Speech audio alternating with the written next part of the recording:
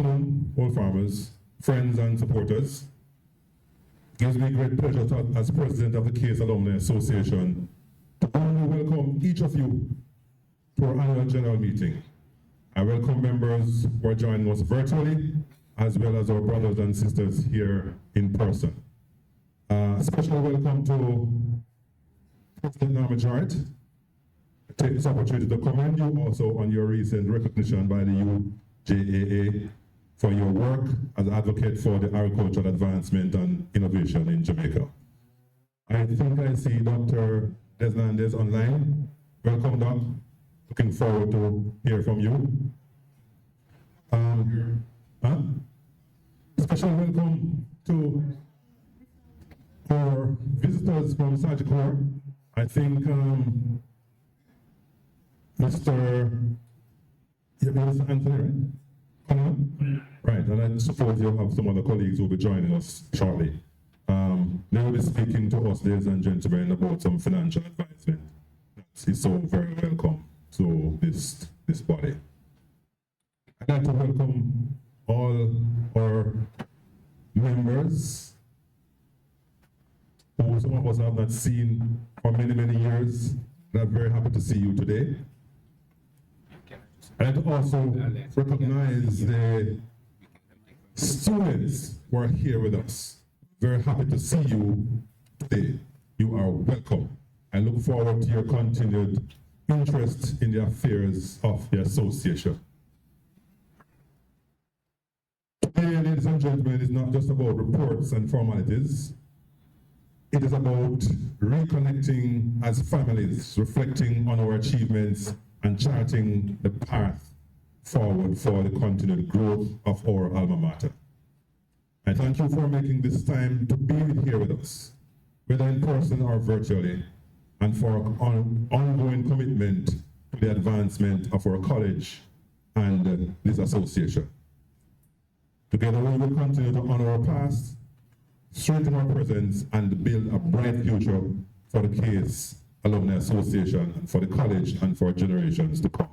So once more, I welcome each and every one of you warmly, and I look forward to a very spirited discussion on matters having to do with this alumni and our alma mater. But before we go any further, I call on our member, Sylvester, to lead off in the invocation.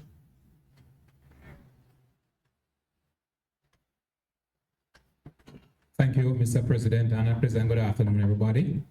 Those who are online and those who are here in person. I ask you for a quiet moment as we invoke the presence of the Lord into our proceedings. Let us pray. Father, we thank you for today. Thank you, Lord, for your blessings on us. Thank you for your protection. Thank you for the gift of life. And thank you, Lord, for the commitment to share in the development of each other. As we gather for another AGM, Lord, we ask you for wisdom. We ask for guidance. We ask, Lord, for respectful and professional exchanges. We ask, Lord, for attention to details. We ask, Lord, that you will help us to remember and ponder and commit to execute the things that we will decide. We thank you, Lord. We pray for those who wanted to be here in person or online, maybe not here yet. We ask, Lord, that you will help them to come and come quickly. Thank you for your blessings. Be with us as we say thanks in Jesus' name. Thank you, Old Farmer Christie. Thank you very much. At this time, we call on Secretary Cooper. Are there any absences or lateness? Apologies.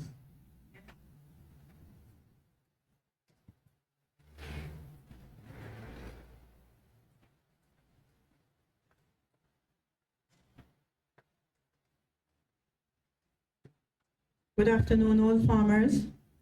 Apologies are tendered for following person: Kino Ayman, Danik Dharma, Kino Ayman, Danik Dharma, and Frederick Young. They were unable to attend. Is there any other apology?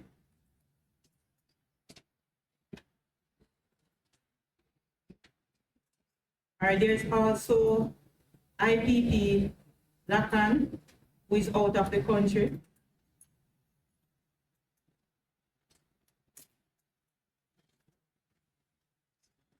All right, so there's no other apology. Fitzroy Hills out of the country.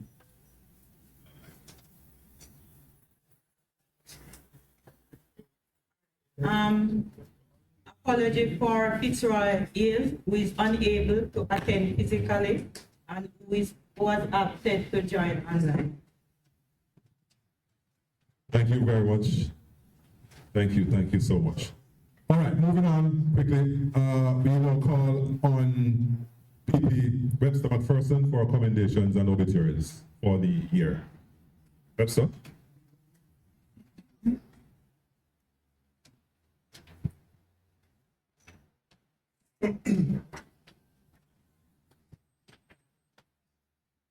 Thank you very much, Mr. President. One farmers, we have to account for those of us who made the transition in the year. And we are extending sincere bereavement, sincere condolences in a sense, and on the loss of the following world farmers who made the transition in the last 12 months.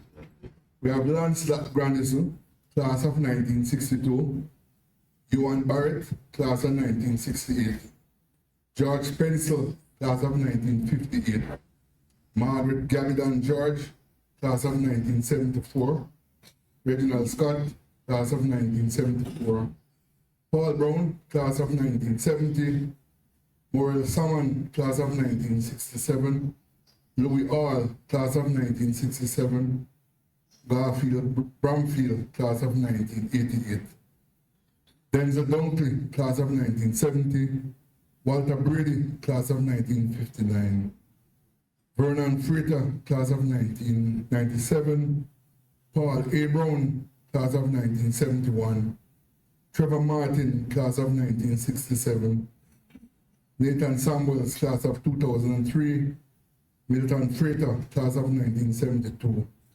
Sefton Brown, class of 1973, Shirley Games, class of 1976, Alexander Powell, class of 1972, Nelson Wedderburn, class of 1958, Romeo Howe, class of 2005, Roger Skeet, class of 1980, Derek Sinclair, class of 1958, Kenneth Wright, class of 1977, and Keith Perkins, class of 1972.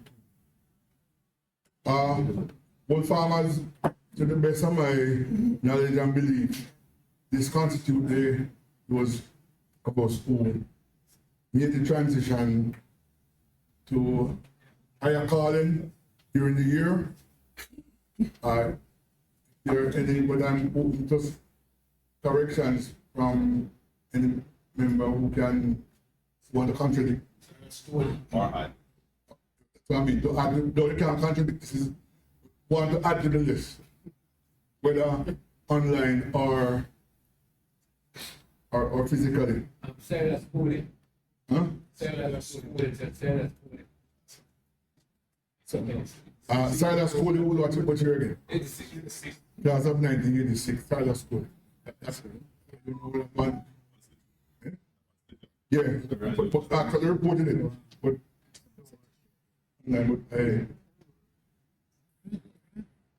so we're recognizing the fading of Wolf Farmer Silas Cooley in 1986.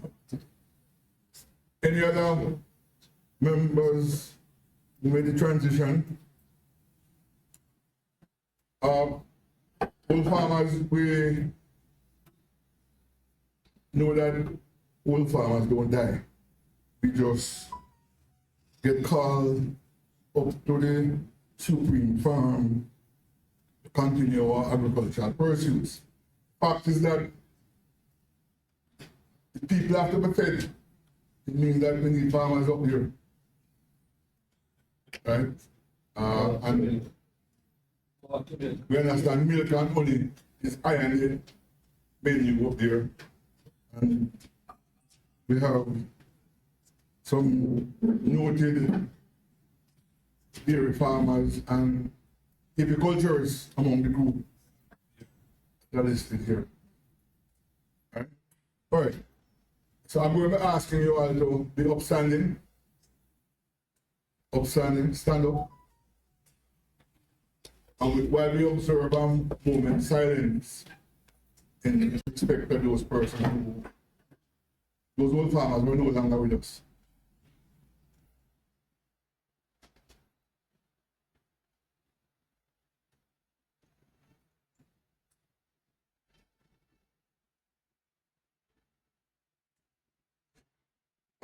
May their souls find eternal rest and peace at a place where the light will perpetually shine on them. Thank you very much. In respect of commendation and awards, we are reporting, sir, that we have 3 persons, 2 earned old farmers and 1 honorary old farmer who received award on the last Independence Honors List. They're receiving their awards and their insignias on Heroes Day. Dorman Spence, class of 1988, he'll be receiving the honor of Commander of the Order of Distinction for exceptional service to agriculture and agriculture education. Kingsley Palmer, class of 1981, badge of honor for meritorious service for invaluable contribution to agriculture and community development. Mary Nichols, honorary old farmer, she'll be receiving the badge of honor for meritorious service, contribution to education and community development. I think Mary Nichols spent a stint as president of the college in 2015.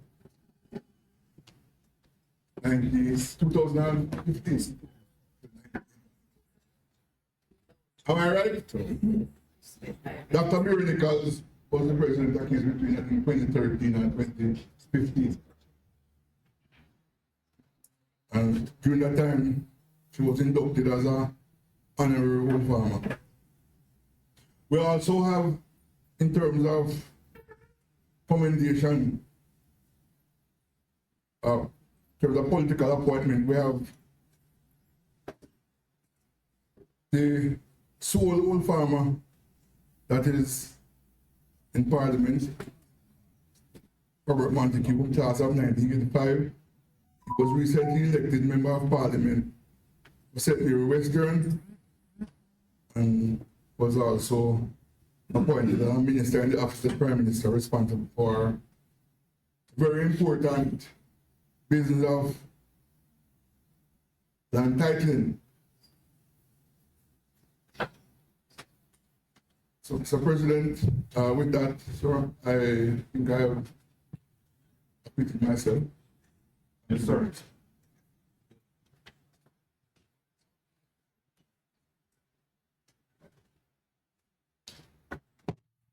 Anyway, I did check the list coming out of the Jamaica Information Service, but I'm still asking, are there any members either online or in the audience who remember any other members of the old farmer fraternity who were the recipients of national honors and award coming out of the 2025 Independence Honors List?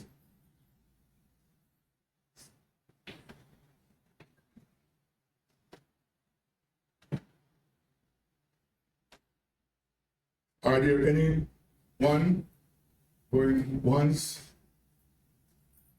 going twice, 3 times, Sir President, that there are no other honorees?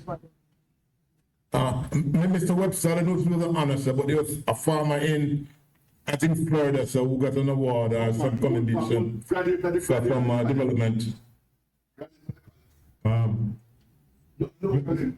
This recognition here, old farmer, is for all farmers from the college, alumni. Thank you very much. This time we should have, I'm gonna make a little change here until later on. So I'm gonna call on Old Farmer and the president of Orfana, this is Norma Jarrett, to bring greetings. Ms. Jarrett?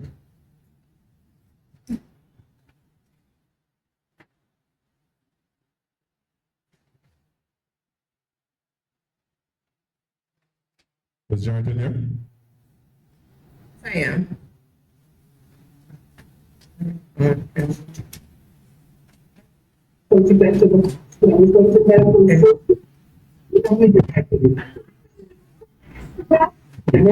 President, Yeah, so if I go that way. your phone is open there, my brother. Yeah.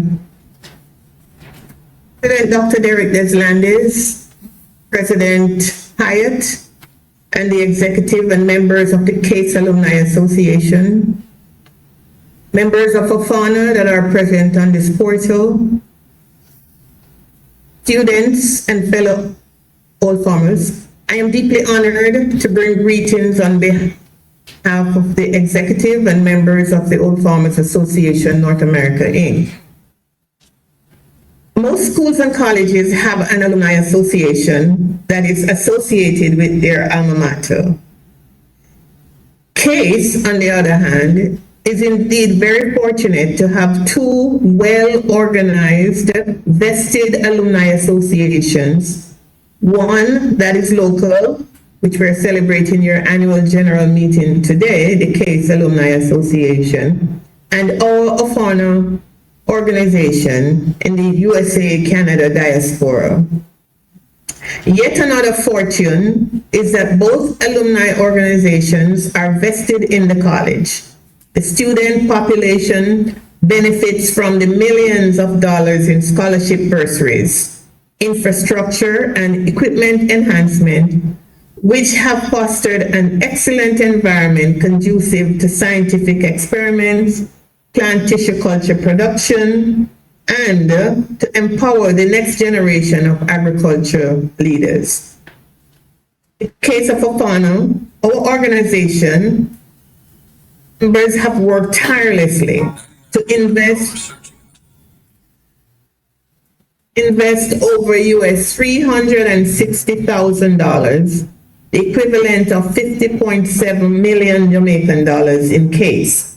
And we do so with respect, humility, and pride. For those that are not yet members of your local alumni association, President Hyatt and I implore you to please embark on your journey to join one of the two alumni groups. And in the case of Orfana, if you migrate to the United States, Canada, or any island outside of Jamaica, you have the opportunity to become a member. Membership offers opportunities for networking, professional growth, global connections, pride in leaving a legacy with your footprint and that of your alma mater. You will love it. Let's all work together in unity and with respect to cultivate a brighter future for the Jamaican agriculture and education sectors. Thank you, President Hyatt, for your invitation to bring greetings from Orfana and to attend this annual general meeting.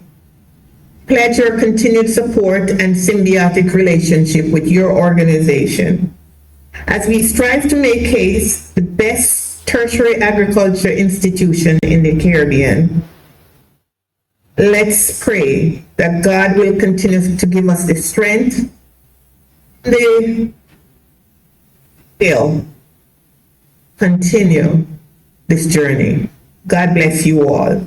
And with your permission, President Hyatt, there was a person on an old farmer on the portal here that spoke earlier about the school having high school connection.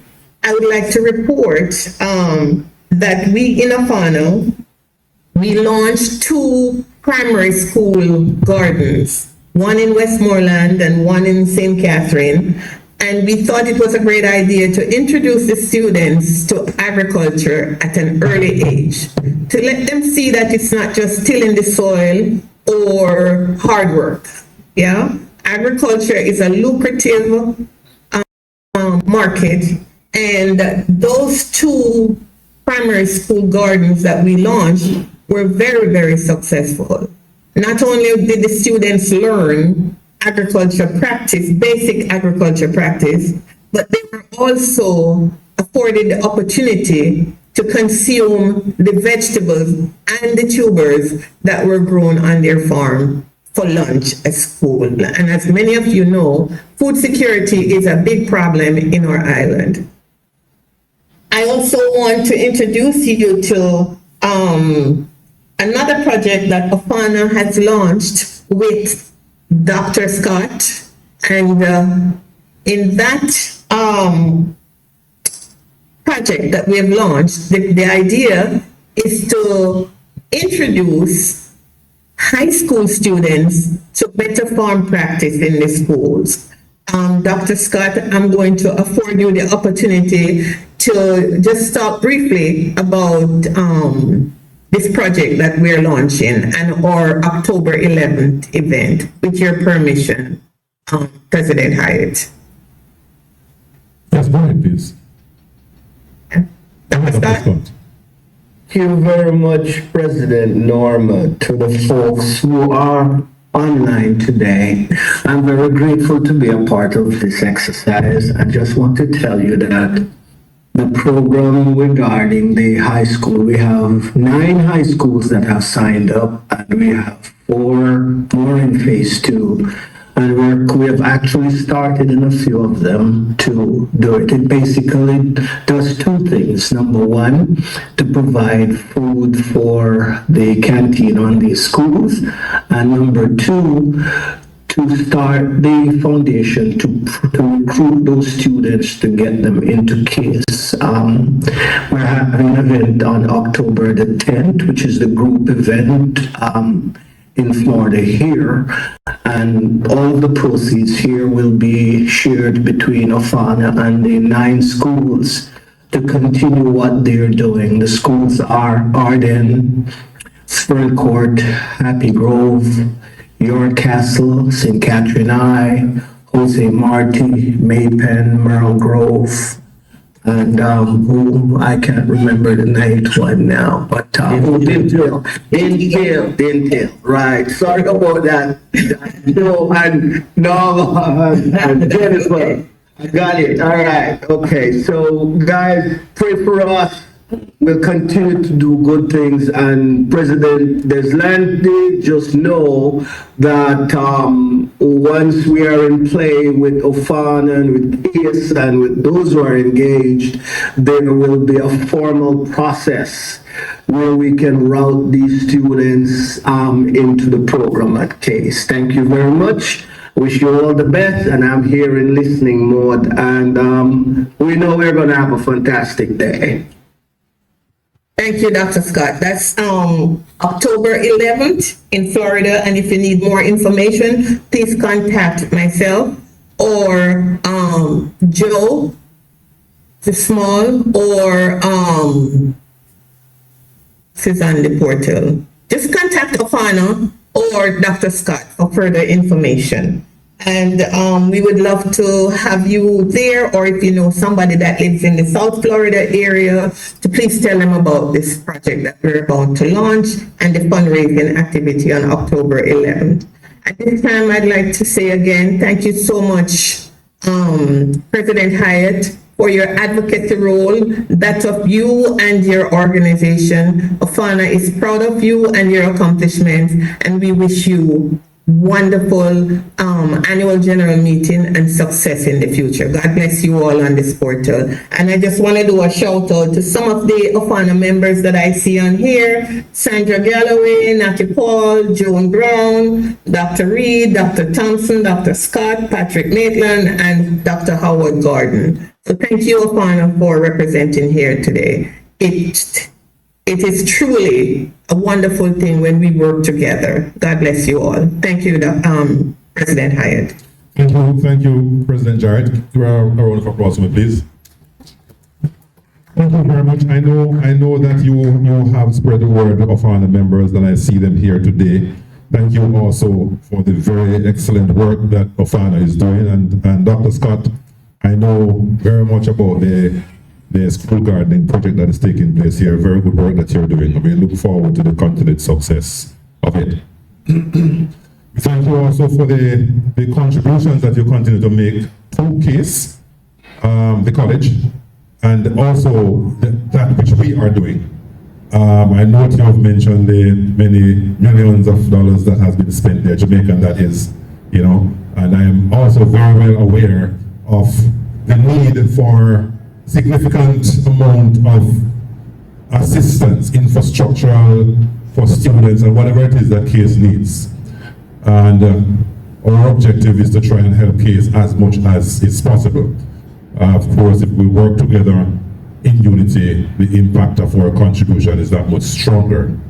And therefore, it is at this time that I think there's no better time than to call on no other than the president of the CASE College of Agriculture, Science and Education, Dr. Desnandes, to address us on activities that's taking place at CASE.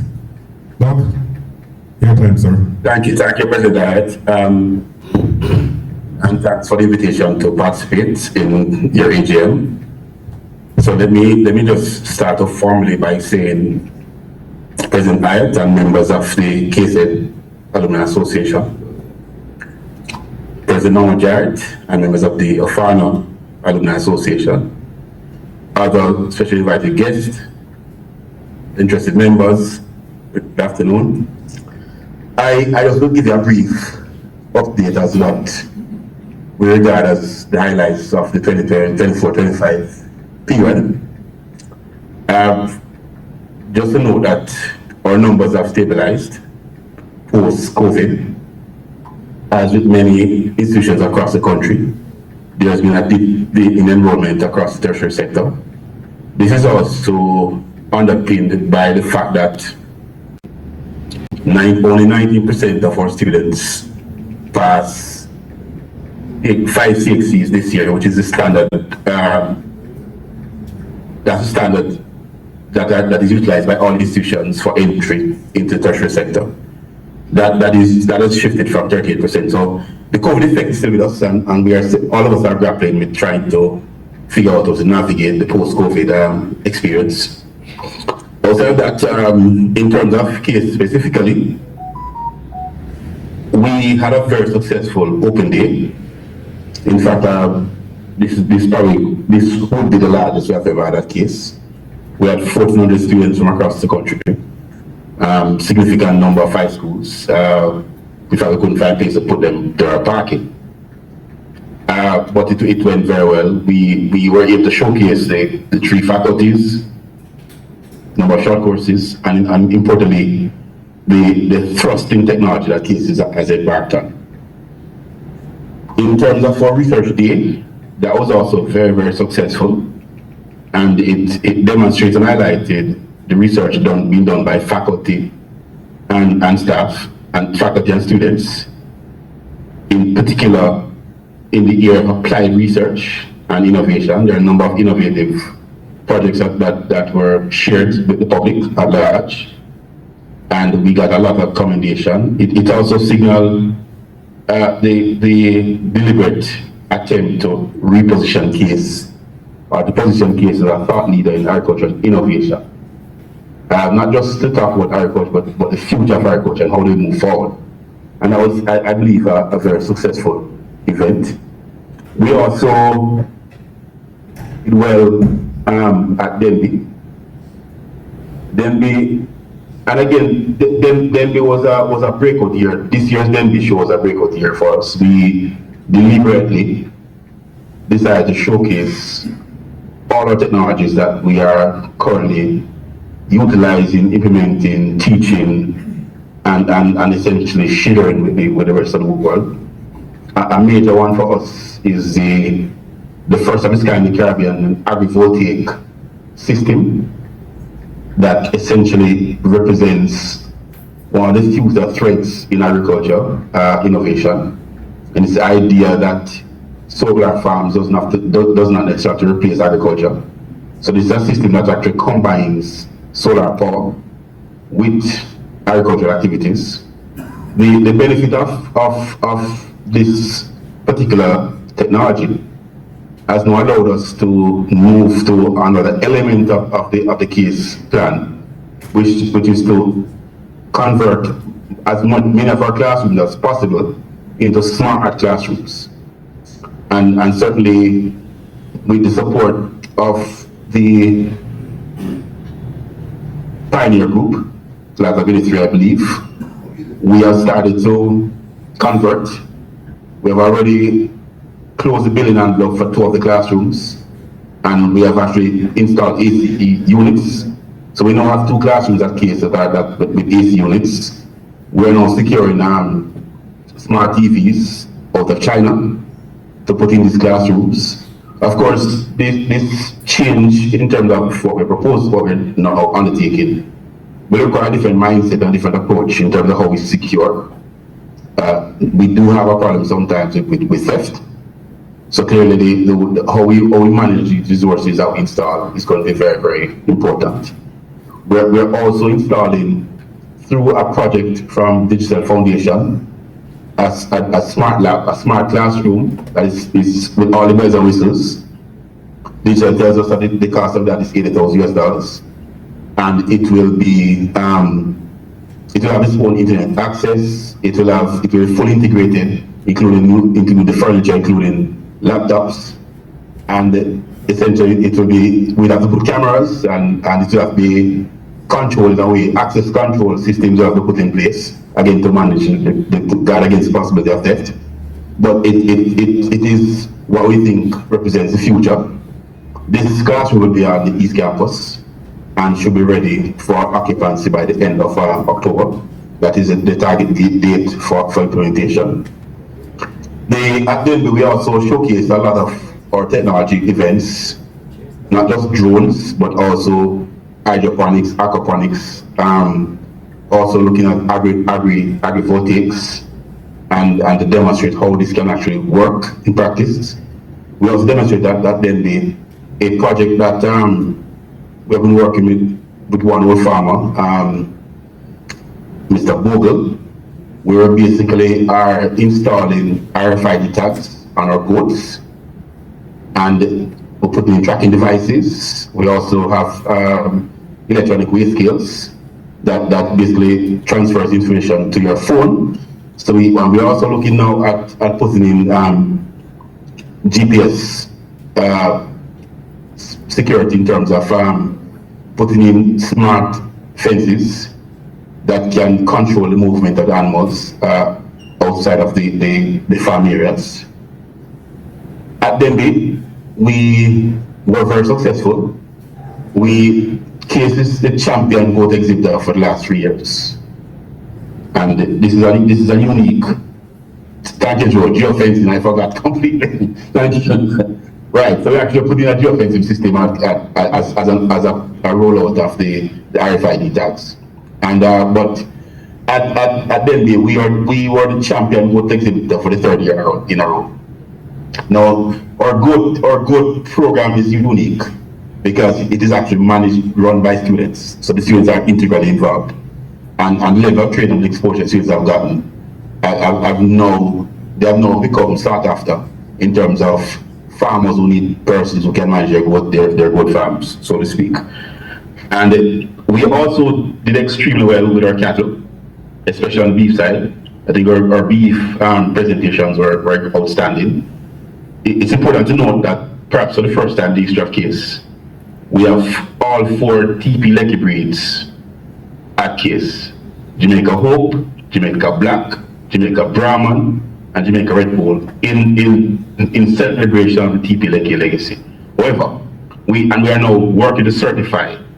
The Jamaica Hope is certified, the Brahmans are certified, but we are still working through the certification process for the Jamaica Black and the Jamaica Red. There are some genetic changes that need to be made to Jamaica Black to ensure that it meets the standard as set out by the Cattle Breeders Society. We also, for the first time, entered sheep, and I think we did fairly well, comparatively speaking. But it's novel for us, and it's something that we try to build out and build on. And we are now, in relation to sheep, we are now looking to import new genetic material so we can improve the genetic quality of our sheep population. In terms of international relations, we continue to build out a relationship with Tuskegee. And while we started out with a new veterinary science program, we are in fact looking to broaden this collaboration into other areas that are interested about Tuskegee and ourselves. The program actually started this year, so we have 7 students that are so far registered for what we call our 3+1+3 program. 3 years at case, 1 year at Tuskegee to complete a bachelor's in veterinary and animal sciences, and then 3 additional years to complete a veterinary science program. We are still in dialogue with Trinidad. We are also in dialogue with 2 other universities in the US in terms of rolling out creating similar programs. We are also in dialogue with a Canadian university in respect of taking case of the grid. It's something that we are actively pursuing.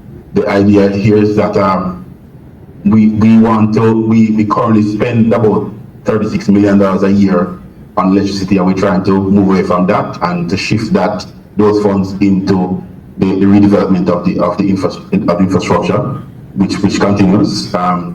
So we started to build out a new vet lab. In fact, we took down the old one, and we're now reconstructing, and that we think should be operational in another year or 2. We have also completed what we call a feed store. So we're basically repositioning the farm to become a major commercial operation. And for those who are not aware, we have entered, in the course of this year, we have entered into a commercial relationship with carbon broilers with the tunnel house. So we are producing chickens for CB every 8 weeks. And I believe that it is fair to say that Case is now the top performing tunnel house in the CB network. So we are doing extremely well in that respect. We are now discussing with CB pigs and looking at different models of what kind of collaborative relationship commercially we can develop with CB. It does require though some improvements in the pig infrastructure, and we are basically working to secure funding for that. The roof of the pig house will have to be lifted, and so we have already started the process by putting sub floors, but we now need to lift the roof to improve the ventilation as we speak. We are in dialogue. We are now currently in dialogue with the University of Plymouth in the UK, and we are discussing an arbitration agreement between their students and ours, with possible student and staff exchanges. We are also in dialogue with Oxford University about looking at sustainable agriculture and how we can collaborate in that respect. And of course, we have a really research relationship with a number of US universities. Langston is probably the most prominent, but also Texas, University in Texas. But the idea here is that we are basically working with the 1890 institutions in terms of working on research that are important to both or constituents, or issues are similar, which is not surprising. And so we continue to build out that collaboration to try to and we hope it will lead to publications from our staff. This year marks a turning point for Case in terms of research output. Outside of the research conference, Case presented 8 papers to the JTA Research Conference in April of this year, which is a milestone for KISS. It's a major milestone. So we are moving in the direction. I believe that the importance of research is now connecting at a level where we have not seen before. And we're now seeing persons responding to that, and we're grateful for that, and we continue to build on that. We brought on a number of new scholarship providers, in addition to our standard bearers of honor and the KISS Alumni Association. We have brought on an organization out of Canada called Potluck Caribbean Cuisine, and we also brought another one called Explore Your World. And we continue to build on those that are in existence. For example, we have Setwork, we have Rio Tinto. Rio Tinto is perhaps our largest scholarship contributor, and usually they contribute anywhere between $7 to $27 million per year, depending on the performance of the investment that underpins the research collaboration process, or the funding to underwrite the scholarships. And we also have been working with Victor Lowe on our past student to build out and to grow the scholarships. These are called the Victor Lowe scholarships, and we're trying to work to build them out even further. We have our social media. During the course of the year, we actually employed a new public relations officer, and I think that has been very significant in terms of the impact on institution. So our internet presence has gone up significantly. Instagram, TikTok, we have gone from 1,000% in terms of TikTok followers, Facebook, Instagram. So we continue to make progress in all areas. In terms of the major developments, we have completed. So we started working on the vet lab, which I spoke to you about. We completed the feed storage facility. So we are now centralizing feed, and we're now basically moving to purchasing feed in bulk. So we're for example, we're no longer buying, in addition to bag food, which we spend significant amounts on, we are now buying 10 tons of corn, 15 tons of wheat. So we're now buying bulk to try to minimize the cost. So we recognize that if you buy in bulk, for example, when we buy from Hydro, we pay $75,000 per ton. When we buy from Setwork, we are $30,000. So we're trying to find ways of getting access to cheaper feed sources to basically continue to maintain the herd size that we have, and in some cases looking to grow it. We have improved our pig production. We actually procured 10 F1s from CB, and we're looking to produce get access to another 10. We've expanded layer production, and we need to probably expand again because demand for eggs is significant. And we are looking now to move into a cage bird system. I know there's a lot of not everybody actually agrees in this respect, but we think it is something that we need to expose our students to, and also create more efficiencies in terms of our layer production facilities. And we just wanted to note that sometime in October, the end of October, we have upgraded one of our computer labs with 28 computer systems, courtesy of Mr. Anthony Bogle. So there will be a launch of that lab, upgraded lab, in about 4 weeks' time, to reflect the contribution in that respect. And we also completed our banana ripening facility, and we continue we completed the agrivoltaic system, which was funded by both the Korean ESOS company as well as the JPSCO Foundation. In terms of the future, the next year, what we expect, the Diagnostic Intervention Center will be completed by March of next year. And of course, this center is critical to this region, St. Mary, St. Anne, Portland, St. Thomas, identifying students with learning disabilities. And so we are basically hoping to complete that. It will have, for example, elevators to facilitate those persons with disabilities so they can move up and down. We spoke about Smart Lab, we completed by the end of October. We are basically, with the support of the Pioneer Group, we have started the process of converting our classrooms to smart classrooms. So by the end of the year, we will basically, the first 2 classrooms will be available, and we have worked out a schedule of converting other classrooms to smart classrooms, starting with the removal of the old Louver windows, replacing those with windows that ensures that the AC units can operate effectively. One of the biggest problems at case is that our AC units do not last beyond 18 months because there's so much energy that escapes that the AC units is overworked and usually burns out very early. So we nowadays when we change AC units for offices, we now change the entire building up. So we say it's no longer just replace an AC. We're taking out the windows and replacing them, and before we install AC units to try to ensure that we don't have to repeat the cycle in another 12 to 18 months. There's a major project that we are hoping to benefit from. This has been managed by the Ministry of Education and is funded by both the government of Jamaica and the World Bank. It potentially will see an 850 million injection into case, and what we have put on the table is a complete upgrading of all our labs, which is a major problem for us. It's both the labs and the equipment in the lab is a major headache.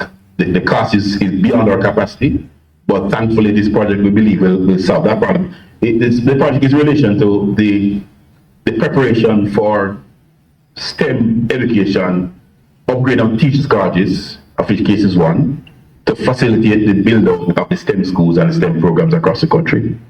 And we have also we are in the process of securing funding to establish a new milking parlor at case. And we have done the drawings, we have submitted these already, and the procurement process is now underway. That's pretty much it. We still have our constraints budget, which we continue to talk to the Ministry of Education about in terms of get the ministry to understand our uniqueness, and therefore the fact that we have different needs, unique needs that are not consistent with other tertiary institutions, and therefore we require a different funding model to assist us to cope with the increased costs that we face. And I think that's something that is, we hope that the ministry will listen.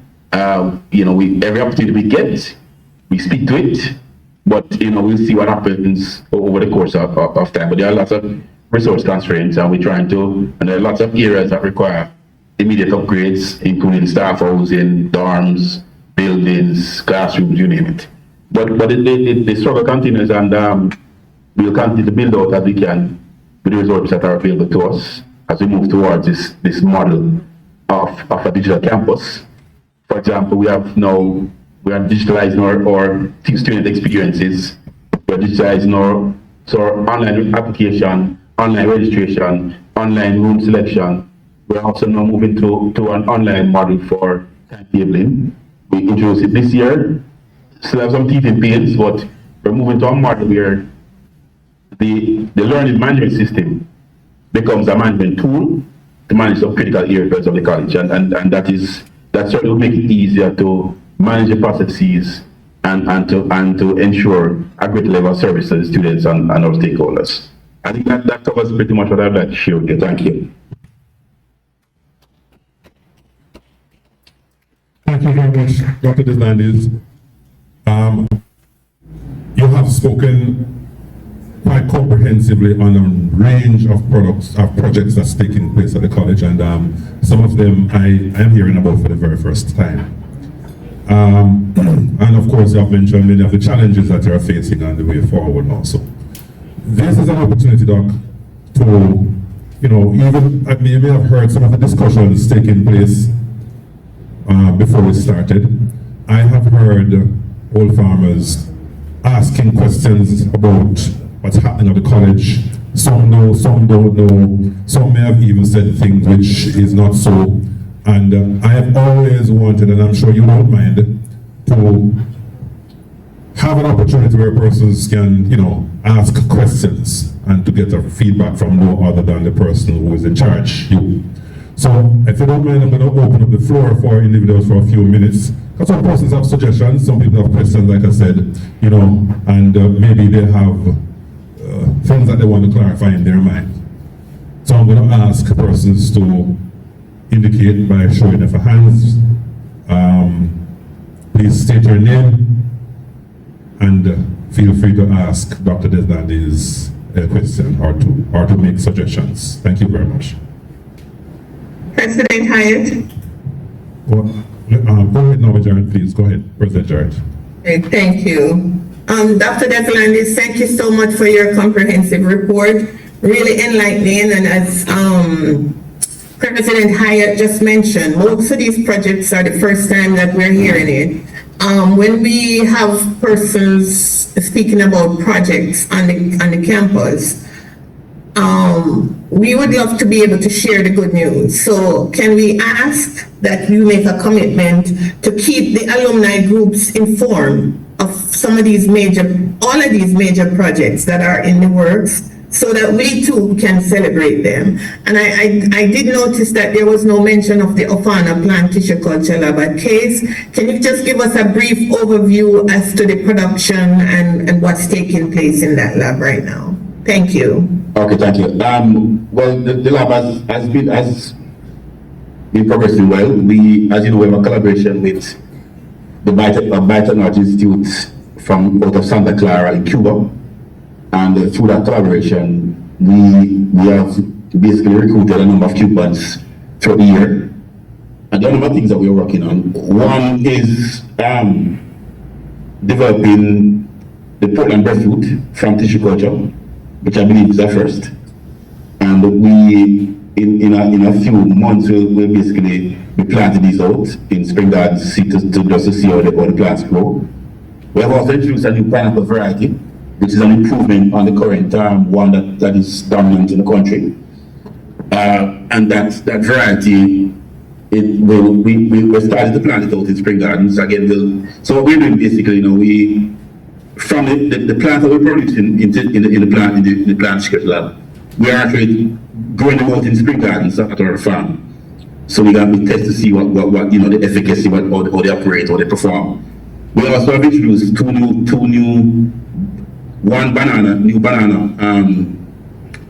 variety and one planting variety. Mr. Hastings, who joined recently, will be pleased to learn that these are race 4, black secret race 4 resistant. And for those who are in the sector, race 4 is a potential wipeout for us in terms of banana planting production. And it is already in Colombia, it is in Venezuela.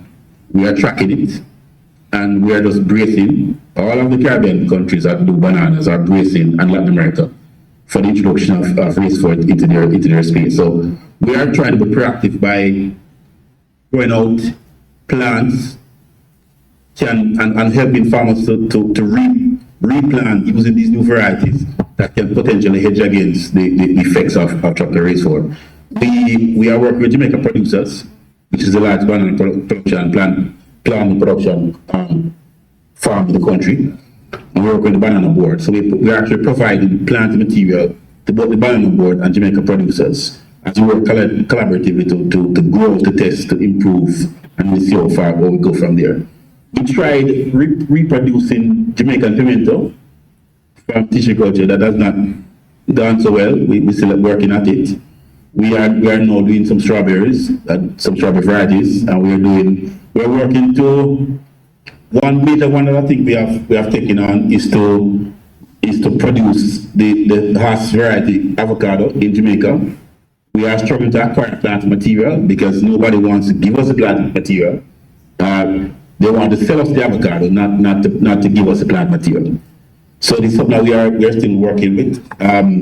We are actually now acquiring the rootstock, and we're going to try to acquire the plants either from Mexico or from the Dominican Republic to start the production of this particular variety of avocado, which we think is it's a useful introduction to the Jamaican space because of the size and how prolific it is, and basically encourage Jamaican farmers to produce this variety in an orchard setting. We ourselves, that is the case. We have leased 540 acres of land up in Mount Pleasant, Darley, and one of the project is geared at a rolling up road to we're basically building out a fruit tree program. So we're looking to grow breadfruit, avocado, and soursop, because these have become major export products. And we also produce plant material to assist farmers to grow out as well. So the tissue culture is vibrant. The lab is vibrant, and you know, it is progressing well. And we have basically put in place a good protocol to control movement in the lab.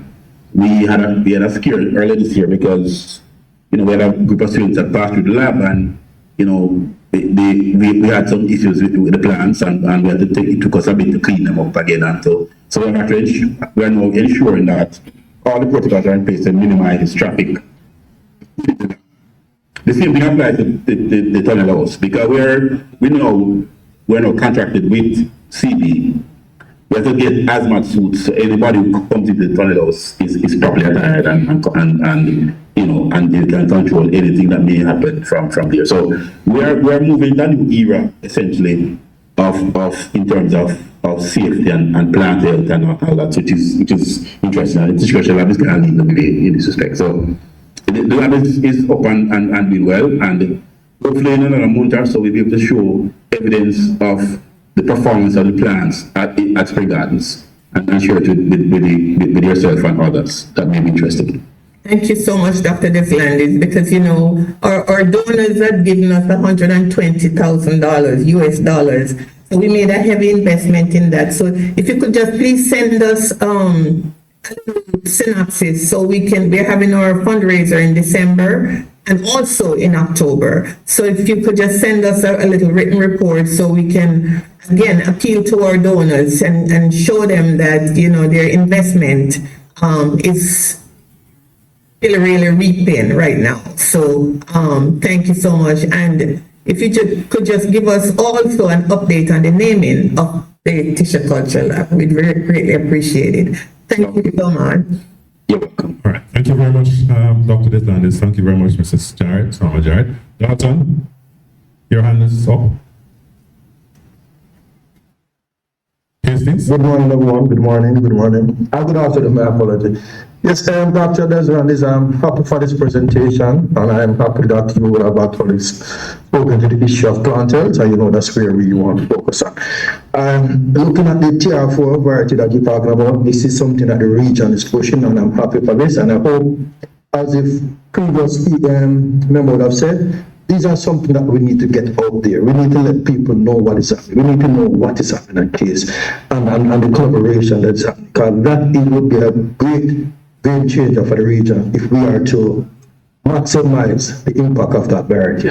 And what I would want us to share us is, where are we in terms of the capacity of the lab? Is that something that we just do just as a sample thing, or is it something that we do in terms of full scale? No, man, I just wanted to hear it also. And if it need input in terms of facilitating something for Jamaica, if we are to do that, I'm telling you, this would be a great changer for Jamaica and the region. Secondly, before I go, is the avocado.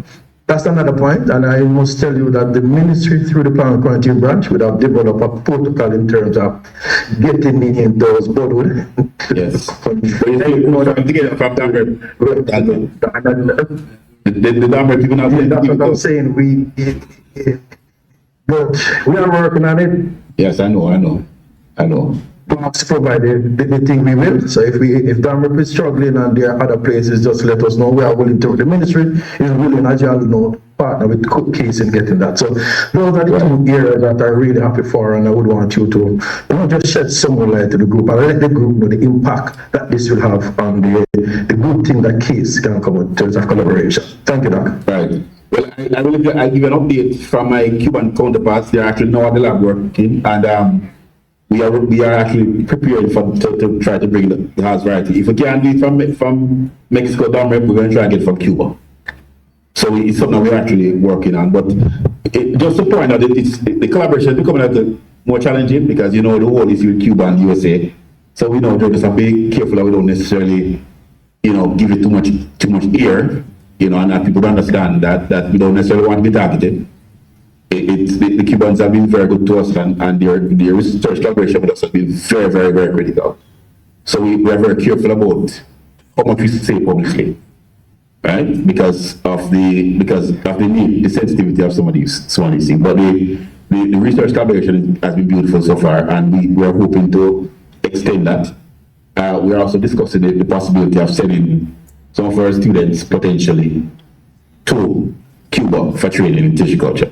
They have offered us a PhD space and a master's, so we're working to identify staff and students that might be interested in moving in that direction.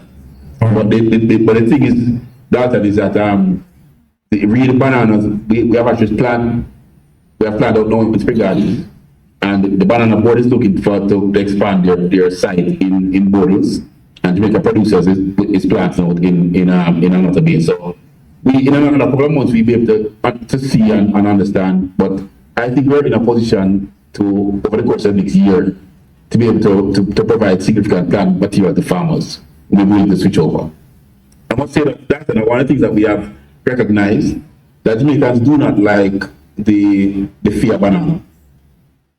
So we're trying, the varieties that we have brought, that we're bringing in, are similar to Robusta. So the taste profile is similar to Robusta, which is an important aspect of the research work, to kind of not just bring in varieties that provide some protection, but also varieties that the public is willing to access, because Jamaicans don't like fear.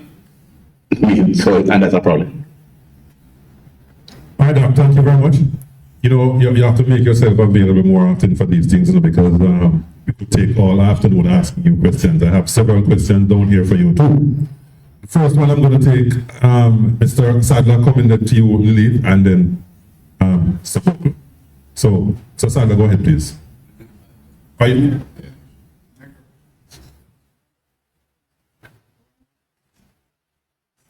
Good evening. Good evening, Chairman. Good evening, Doctor. Glad to see you here, and very, very happy to know that the college is moving in the right direction. Just want to say the college will win. You mentioned about the avocado, and I have an interest in that particular product. I have acquired, I don't want to tell you how I got the variety, but I have a variety of avocado from Uganda. Now, it is well known that Uganda and Kenya are two exporters of avocado to Europe. I have at my house one tree, and I must tell you that I got the plant. My brother brought it in from Uganda. And I have the trees at my, it is peared at my tree within 4 years. The first year, we only had a few pears from it, but this year, this is the 4th year. I was pleased to tell you that tree I can't tell you how much bears a lot. Quality of the visit. Quality of the fruit. Could I recommend to the Cuban Keep? No, the avocado is from Uganda. The variety is from Uganda. Is it similar to the Hass? I'm not hearing you. Is it similar to the Hass variety? It is not a large pear. It's a medium-sized pear. Very hardy. Can travel. Even the pear is ripe. It can travel. It won't get soft like the Jamaican avocado pear. It's very firm and very thick. I can make available to you a couple of the fruits. Tree's loaded right now, and there are a few there on the tree. That one is ready right now. I was saving it to give it to the minister, and. But as I said, since you're developing that, I think maybe you could look at that variety. see exactly what you can do with it. Just to let you know. So if you want it, it's available for you. I feel that if you do the tissue culture with it, you could propagate that particular variety quite a bit. I will make it available. Thank you very much. Okay. If I may just have one other point. Just hold on, Doc. I just want Cecilia knows I want to appear for that too. All right.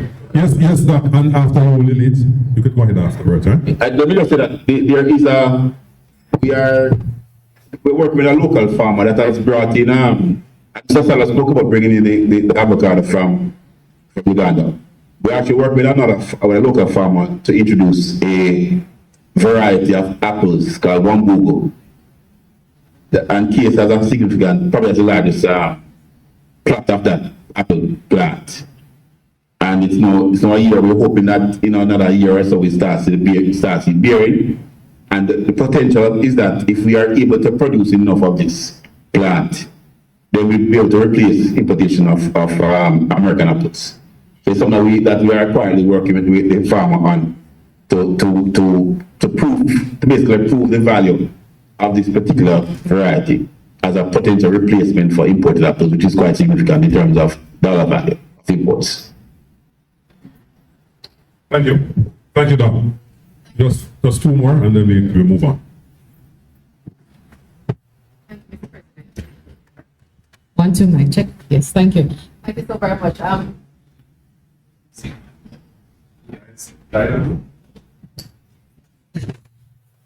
Thank you so very much, President Hyatt.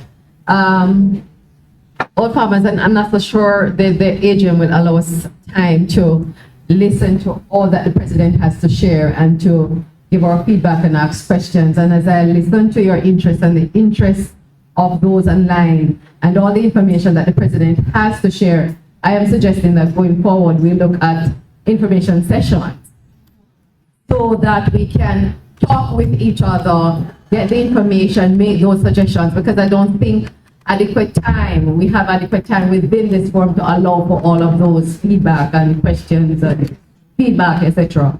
So I'm suggesting that perhaps the time has come, or the time is here for us to look at it.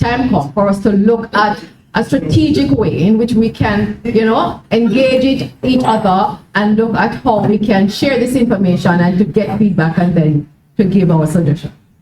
Thank you so much. Thank you. For the speaker that just spoke, if you noticed earlier, the alumni organizations had requested written updates from Dr. Deslandis, so we can disseminate that information because we can't have information sessions continuously throughout the year because we have our meetings and our fundraisers that we have to do. So if we have the written reports, then we are able to share it with our members. And not only share it with our members, but if there's any assistance that the president needs, would be able to facilitate those. So thank you. Hi, good afternoon, everyone. Glad to be in the house. I retired earlier this year after 24 years with my corporation, so I am flexible and I'm free. But I'm going to touch, Dr. D, you said something that really piqued my interest. So in Florida, I can give you an example. Grafted mango plant, the 3-gallon one starts at $22, $25. You mentioned that you are doing something with breadfruit. Now, I just paid $80 for a breadfruit sucker for someone's backyard in Fort Lauderdale. If you could do something to get your photosanitary certificates from production at the lab, maybe you can look at the ability to really earn some income for the college by having the ability to export, plant, not really the tissue one, they have to be mature, but the market is there, I am prepared to put a $50,000 investment, because I know I can sell every one of those yellow heart breadfruit. I'm going back tomorrow and I have a few in my suitcases now. So I think we should just look in terms of what is going to generate some profit from the lab. The Bogle family has made a significant investment in equipping it and making sure that it gets operational rather than just lying there for 2 years. So anything we can do to further enhance the income potential of the lab, I'm here, just let me know and we'll go from there. Babylon, you had your hand up? No, Mr. Bogle, I am grateful for that solution and I welcome it. I think we have 500 acre plot of land up in Mount Pleasant that we really are just not had the resources to develop.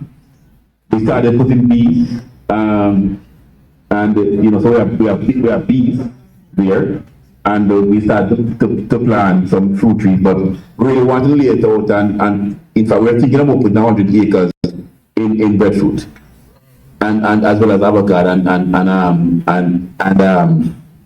soursop, as we call it. So it's really something that I will take you upon it. I'll basically call you offline and we see how we can collaborate to make this a reality. Definitely. President Desdan is Webster McPherson. Thank you very much for your update. It's been a while since the alumni have not heard what is happening at the institution. However, I'd love to ask, how does all that you mentioned align with the plan to transition the institution into a full-fledged university? I remember that in 2018, there was a strategic plan. Don't know what became of it. Could you give us an update on that? The strategic plan was updated in 2022, 3, I think, after the first 5-year cycle. And some of the areas that we had targeted, we have been able to successfully implement. The major challenge that we have had, Mr. McPherson, is resources to implement some of the things that we have brought forward. And we have meetings with different institutions to see how these things can be funded. That's why, for example, we are depending so much on the project I told you about that the ministry will be spearheading, because it don't tick a lot of the boxes that we had outlined.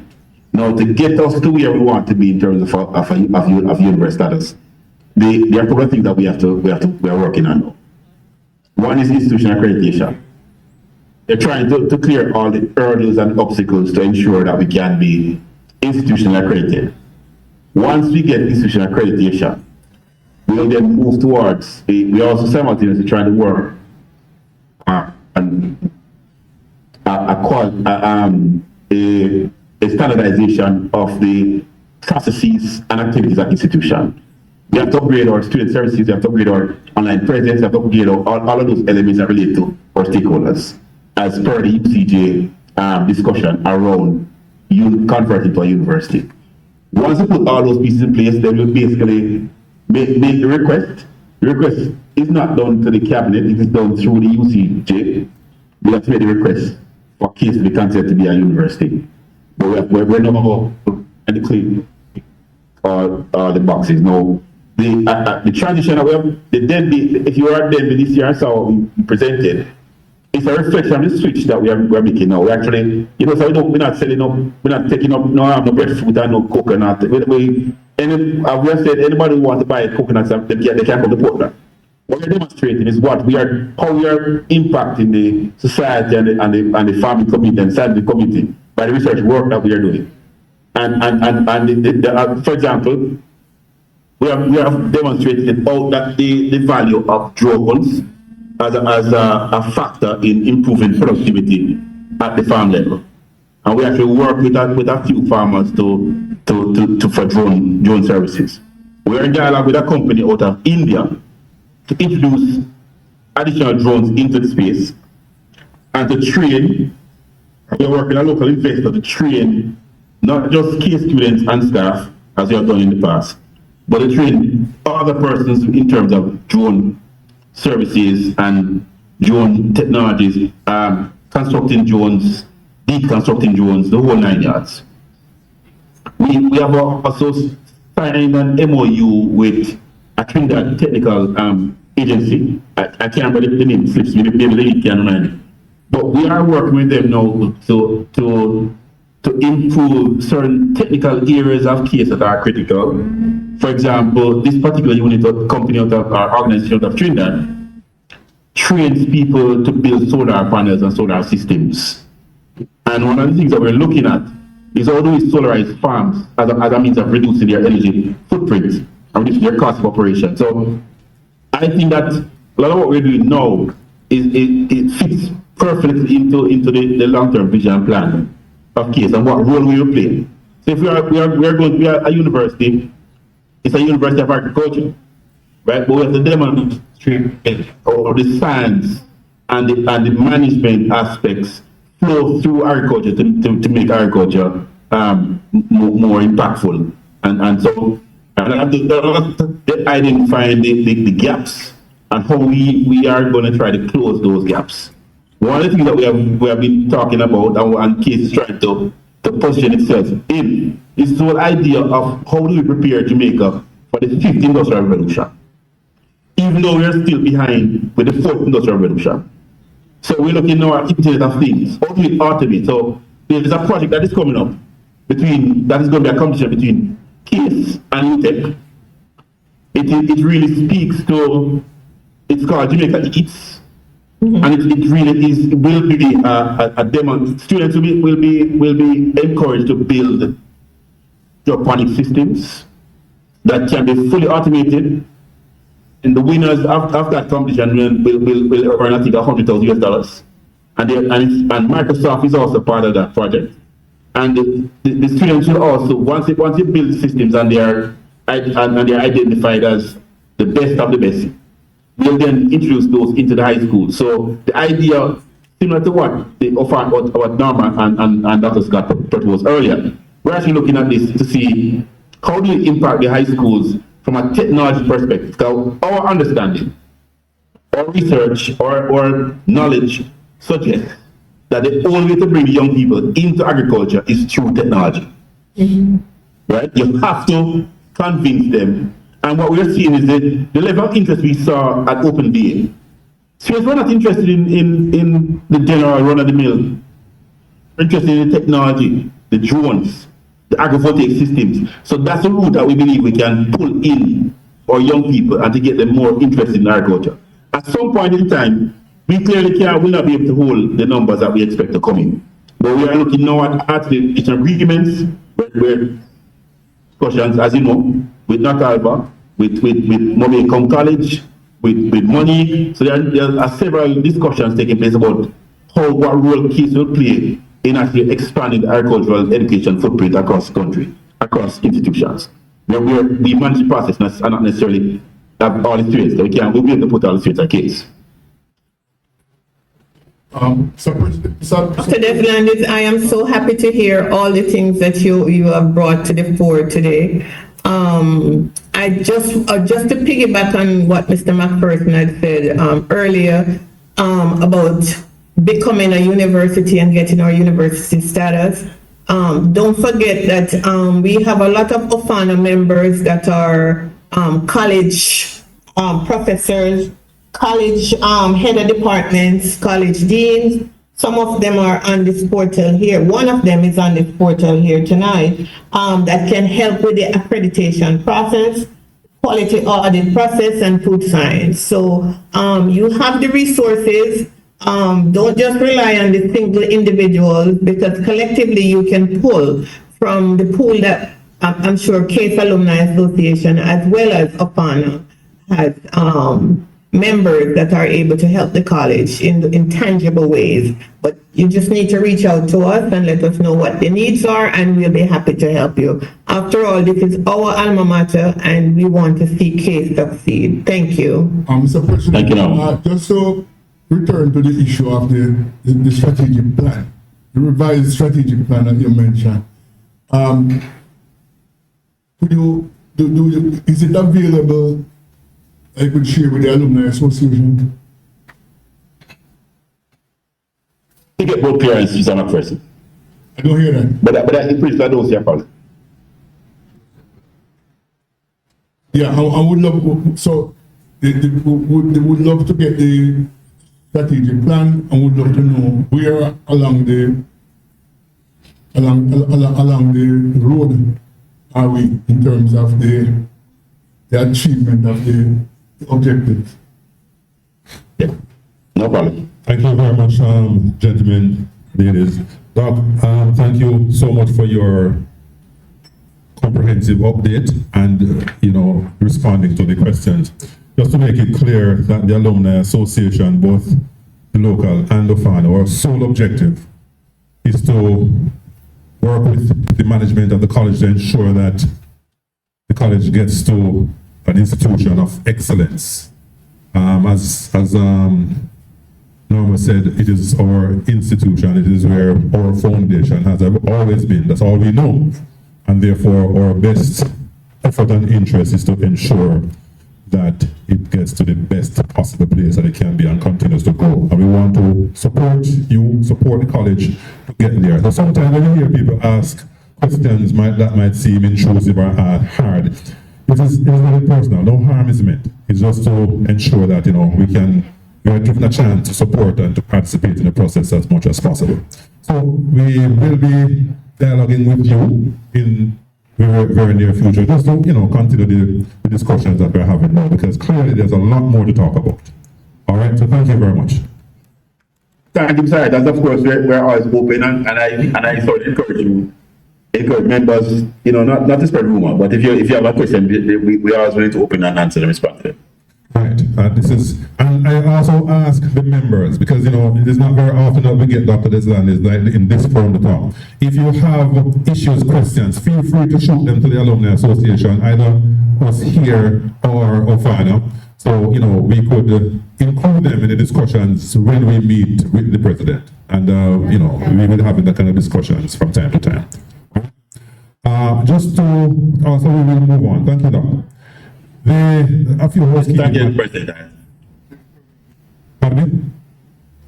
Oh, thank you. Just a few matters before we move on. Process online, for the records, please indicate your government name. The secretary needs to have the reports. And just to remind individuals also who are here, and probably those online too, we have some paraphernalia, some cups, umbrellas, flasks, etc.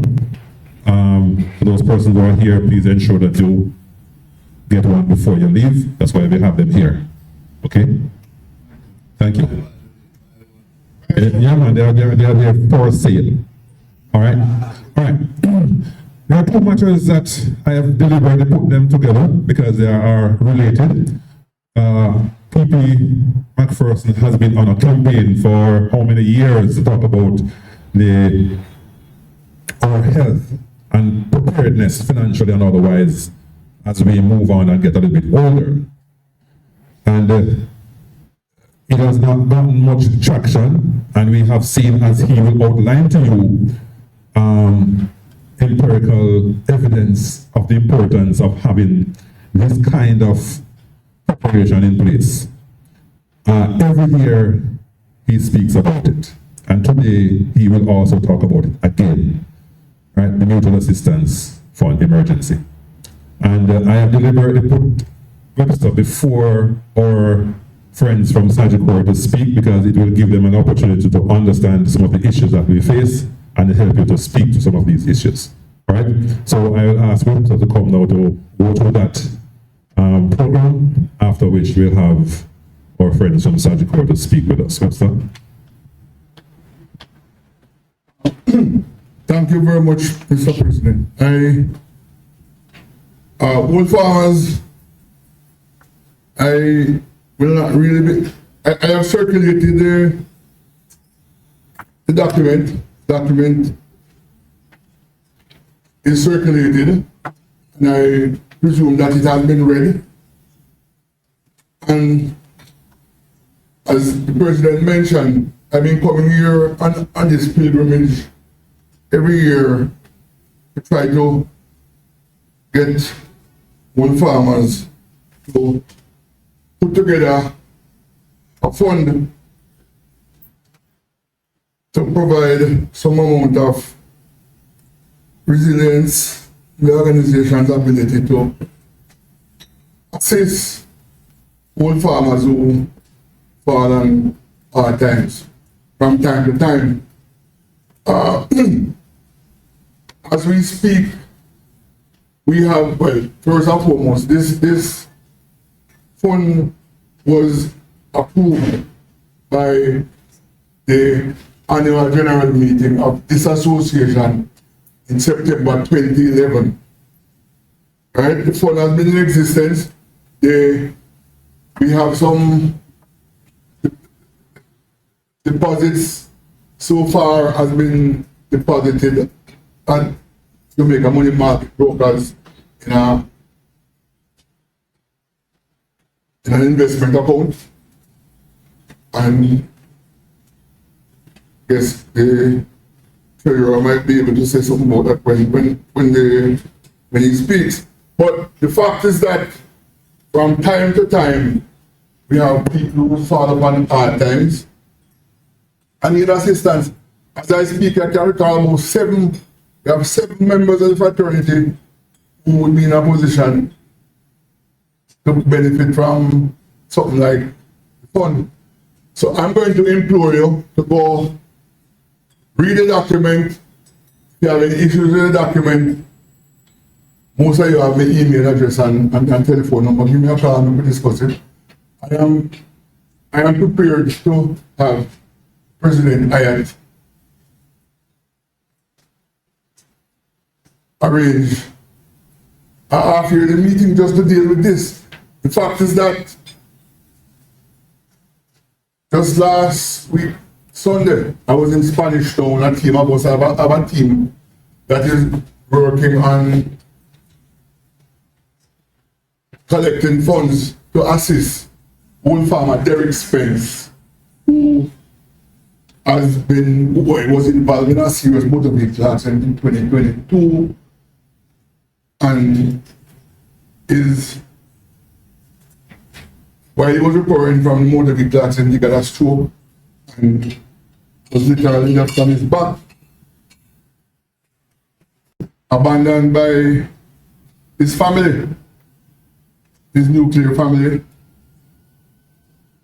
He have a farmer associate who is now a caregiver who's looking after him. And last year, September, he reached out and his caregiver reached out on Facebook, said this old farmer needs assistance. A number of his batchmates did a fundraiser. We collected about $600,000, which we have been using to fill a gap. But Derek Spence spent all his life working for the Ministry of Agriculture in the Fisheries Department. He is the recipient of a pension, but in terms of dealing with his expenses, he had like a monthly gap of between $30,000 and $50,000, depending on what he achieved. In August of this year, we had a fundraiser at the Farmers Trading Center, and we earned about $570,000. A team of 6 of us, right? 6 old farmers. Arlie Dinal, Bobby Hammond, Olive Downer, self, George Johnson, or Thomas, we raised $570,000. We have a balance of $200,000 that was remaining out of the money that we raised last year. So we have about $770,000. And what we're doing presently is to try to set up a sustainable means of generating income. The fact is that what we've been doing in September last year by giving them an amount every month, that is giving them a fish. Alright? That is not sustainable. We are now at a stage where we are seeking to build out a backyard poultry operation that is caregiver and it will be therapeutic for himself because he moves around and walk and he can go and assist with the project. And we literally planning that come January of 26. Weaning him of that. And I would want to be involved in any more of these other fundraisers to help out persons who fall on hard times. We have a structured program here that was designed to assist persons who might fall into their situation. But it's a mutual fund, you have to be a contributor to benefit, right? It has not received the kind of traction that it's supposed to receive. I personally have been contributing every year, including this year, to this fund, right? And you have some other persons who contribute regularly. But what I find is that the persons who are supporting the fund are the persons who, if push from the shove, can find means of surviving. The persons who really need the benefit of a fund like this, not supporting it. It's $20,000 a year, but if it's $20,000 a year, right? And somebody wrote the maths for me, and we get 1,000 whole farmers on board. My email listing is 1,500. Every time I send out email, it's 1,500 persons I contact. And if we get even 500, you work it out. We can build a substantial body of fund that be available to assist persons who fall upon these times. We have had situations in the past where the association has had to pay for the final rights for many old farmers, both in full and in part. And I'm saying that this document is in circulation in the email listing. Anybody not on my email listing, it's from my person@gmail.com. Tell me, write me, and I'll send you a copy. Read it, let us think, and I believe, Mr. President, that I'm sort of getting weary of coming here and I do not meeting with a little slack. I would love for us to have call a half-yearly meeting. We can bring back President Desmond just to give us an update in terms of what going and in terms of and we go through the nuts and bolts. But it's from 2011. That's how many years? 14 years? Yeah, it's 14 years ago the thing was approved. So if 500 people contribute 20,000, in 1 year you'll get 10 million. Exactly. Well, how much is it now? How much do you have now? How much now? We have $1 million. Similarly, in 14 years. We have the same challenge to collect dues, annual dues. We have the same challenge to collect $12,000 annually for our dues, and then adding to this the $20,000 toward this. Well, I just paid my $30,000 when I was coming in here, right? And I've been paying every year, right? And I don't think that 32,000 broken. 32,000 a year, if he was on the fund. I mean, $32,000 a year if you stop at a good bar. Right? I mean, no, seriously, Mr. President, I'm here, I don't know what the mic to you, but because this thing I've coming up and going through this document, and the document is in circulation online. And Mr. President, I'm going to have to post it on the website. So we can retrieve it, look at it, and we need to decide what to do with it. Thank you, sir. Thank you, Webster. Can't say you didn't try. You have tried. And we have evidence of persons who really need the help. Okay. In addition to what Webster has just shared with us, we have here also some members from Sagicor who have agreed to come and speak to us on matters also relating to the same issues. So I'm going to call Mr. Paul Anthony Cunningham, who will also introduce his team and take over in terms of his presentation. Mr. Cunningham.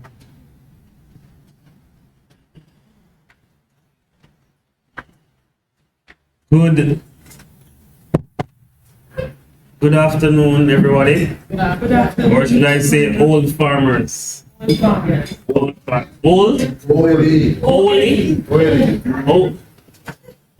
OLE farmers. Yes. All right. So my name is Paul Anthony Cunningham and I'm from Sagicor. I'm also with Fiona Forbes and Chanel Peart. So I will be the one presenting with you guys today. Cool? Alright, so I realize that everybody's eating, so you guys are not going to be participating as much. True or false? You'll be selectively listening. Alright, perfect. What was the name of the person that was just up here? I forgot his name. Webster. Mr. Webster. So Mr. Webster touched on a critical point. He said that one of your members got a stroke and there was no aid. He didn't have any help. He basically had to seek funds from the crowd and then get help, correct? Yes. Other than that gentleman, anybody know anybody else with a critical illness, whether it's stroke, heart attack, cancer?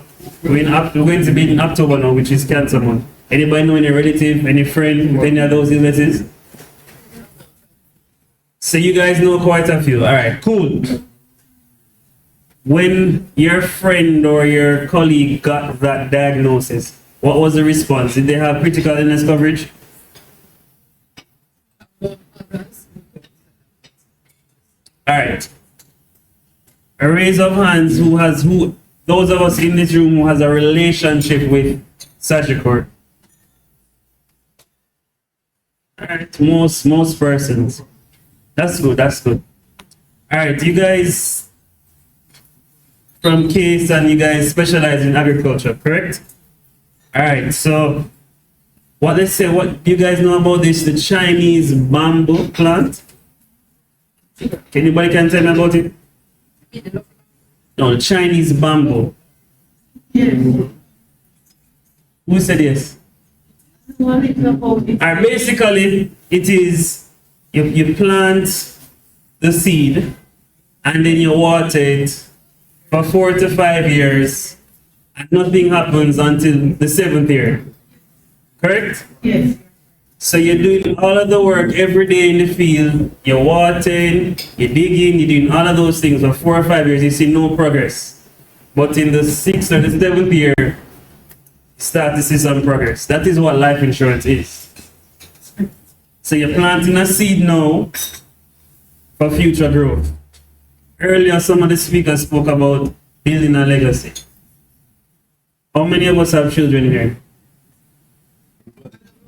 I don't know, I just asking. I don't know the crowd, so I'm asking.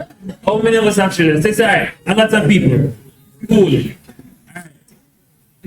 Who knew their great grandparents? Nobody. Right? You think if they left something for you, you'd have remembered them? Yes. Alright, start Aish. What is it that we're leaving for our children, or our children's children? Other than, well, not debt, of course, but what is it that we're leaving for them? All of our money. Cool. So I just heard my learned gentleman come up here and speak about putting things together for the future and for yourselves. How are we doing that? Do we budget? Do we take our pension seriously? Everybody, can I ask you that everybody works here? Works? Or retired. Or retired. Alright, so our pension looking nice, so we don't need to do anything else. Don't look nice yet. Alright, so the person still earning pension. How much are you contributing? Are you contributing the mandatory 5% or you're going up to the 20? You don't reach 20 yet. Because, alright, how pension work, and I'm kind of all over the place, they're trying to find out what the niche is here. So basically, most of us, or some of us, based on what we earn, we kind of live hand to mouth, correct? Yes, the salary is that. The salaries, not everybody have a competing salary, so we kind of live hand to mouth. And if we are contributing 10% of what we're living hand to mouth to now, in 20, 30 years from now, how are we going to manage?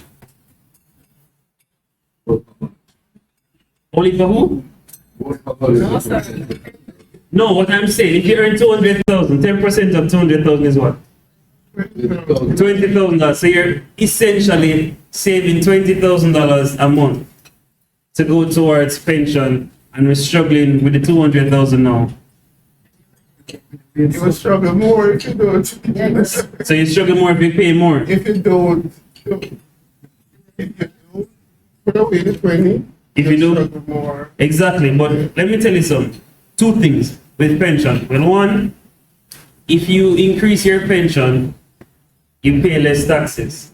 You know that? Really?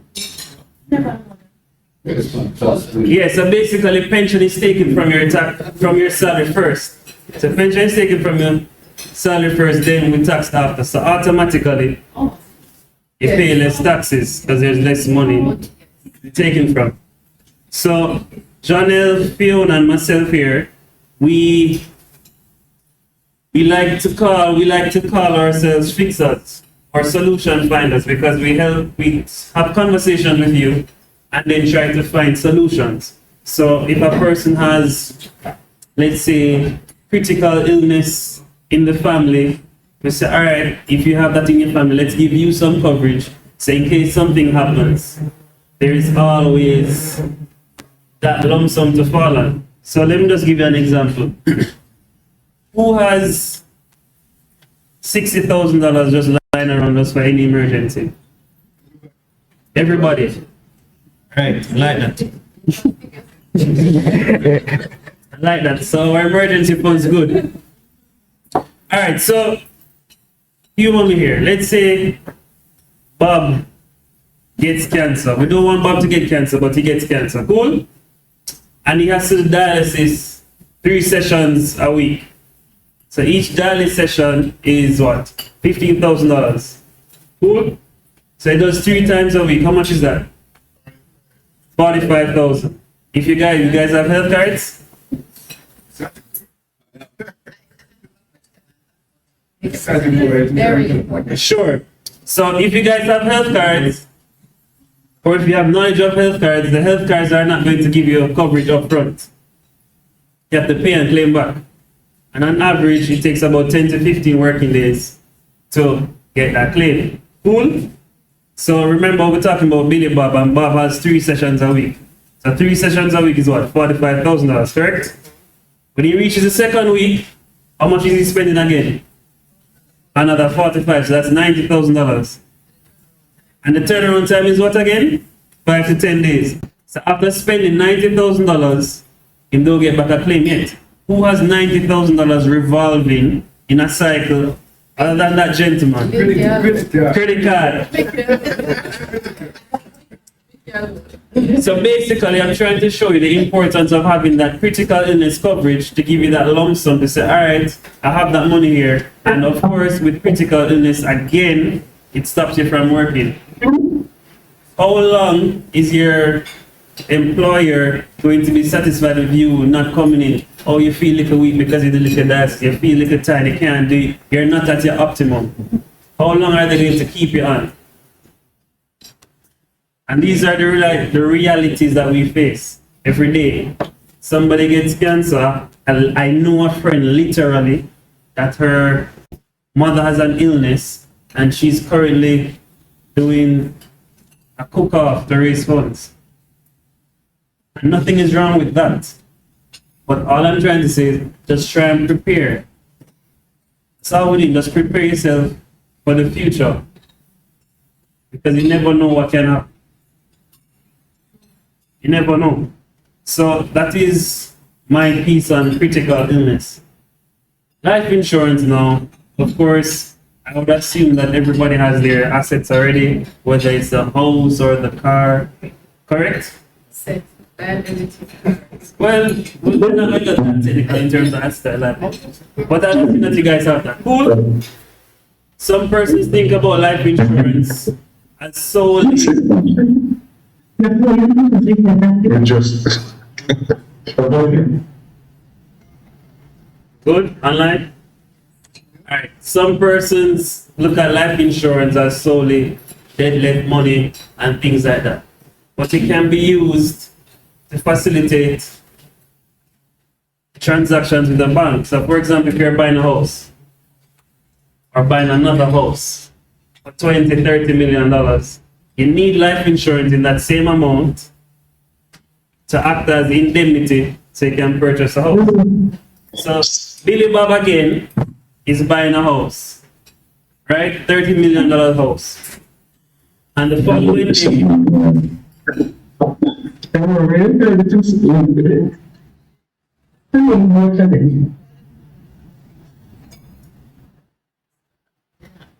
all right, so Billy Bob now borrows a loan, wants to borrow a loan from Sagicor Bank, right? And the next day, car hits him down. How Sagicor Bank get back the money? Oh, somebody's asking how much for the critical illness in all right, lump sum. So give me 2 seconds and I answer that, or when I finish I answer. Here, what happens to Billy Bob? What happens to Sagicor when Billy Bob dies the next day? They have to go and now try and sell the house. So it is important for you to have insurance so you can have the ability to borrow from Sagicor, and you're going to be paying less money. You're going to be paying less monthly because you own your own insurance. Cool? You guys understand what I'm talking about? Yeah. I love this. I love the silence. All right. So basically, who has purchased a car from a bank?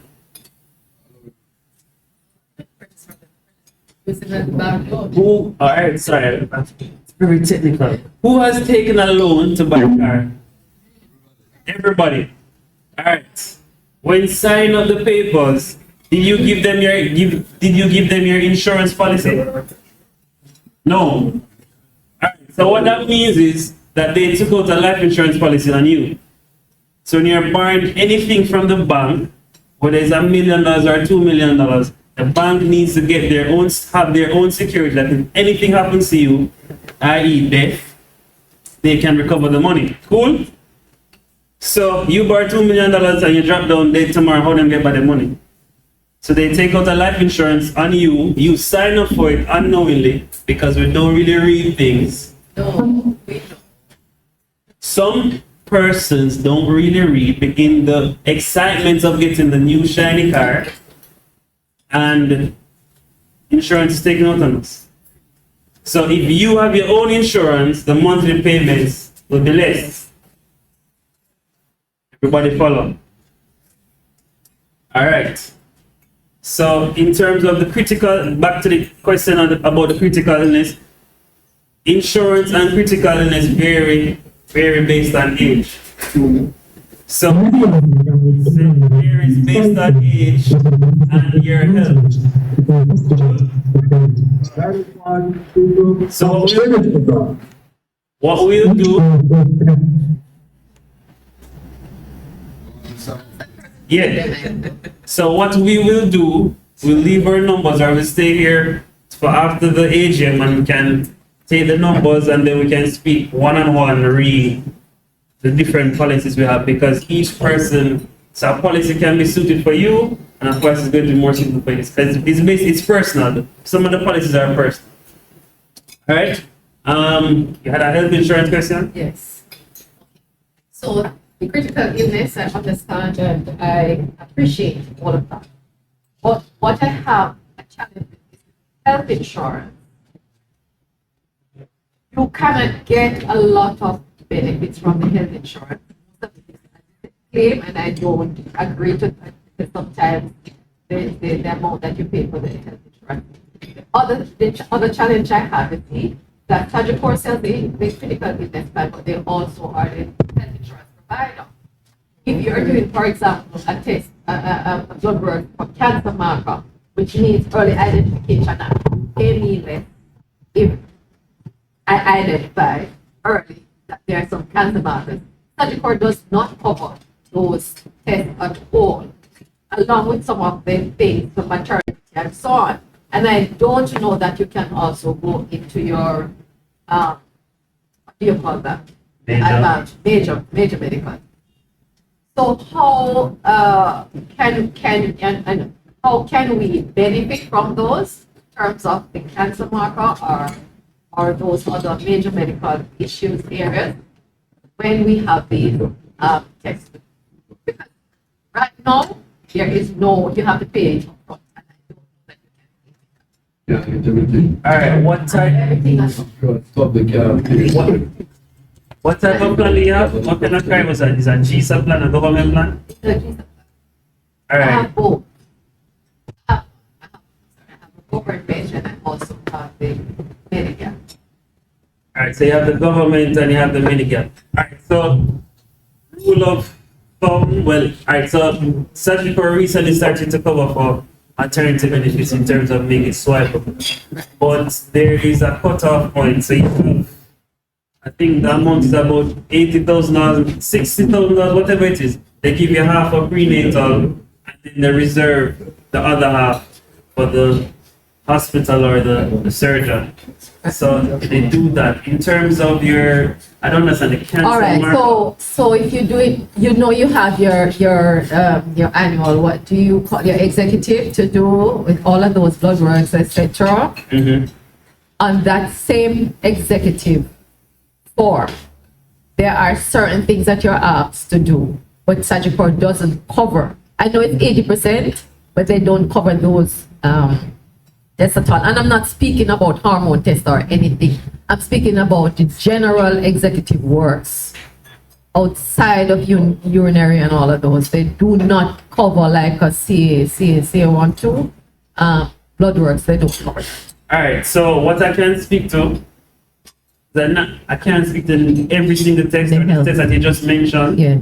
But I know that in the government portfolio, in that specific health plan, it gives you a flat rate for an executive profile. Employee can do an executive profile, and they give you, I think it's about $15,000. So wherever that stops, that's it. That's where it is.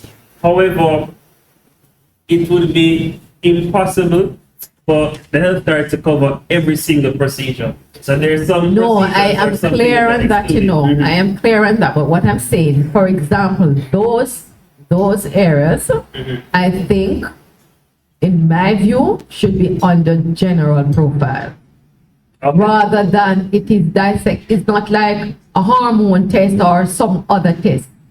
Those are generally, and I'm saying if they are early markers, if they are early indicators, for example, then it means Sagicor may pay out less to persons who would have been diagnosed with cancer, for example. Okay. So those persons who do not have critical illness, Mark, I buy everything that Sagicor has.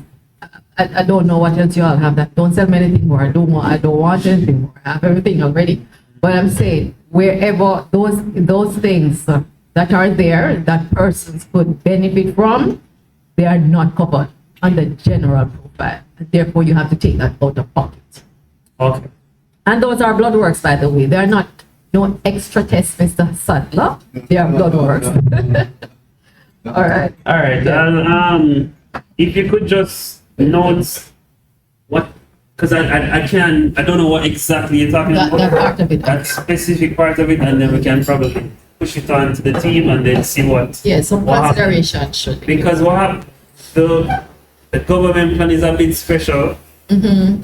So it has some exclusions, but really and truly, I see. You guys fall under the government portfolio, says really what the Ministry of Finance says, okay, because we are just the administrators of the plan. It's really the Ministry of Finance, all right, boom, this is it and this that. So we have to get approval from them for all of everything that you guys do. Okay, got you. My experience, to remember back to our question, the insurance company basically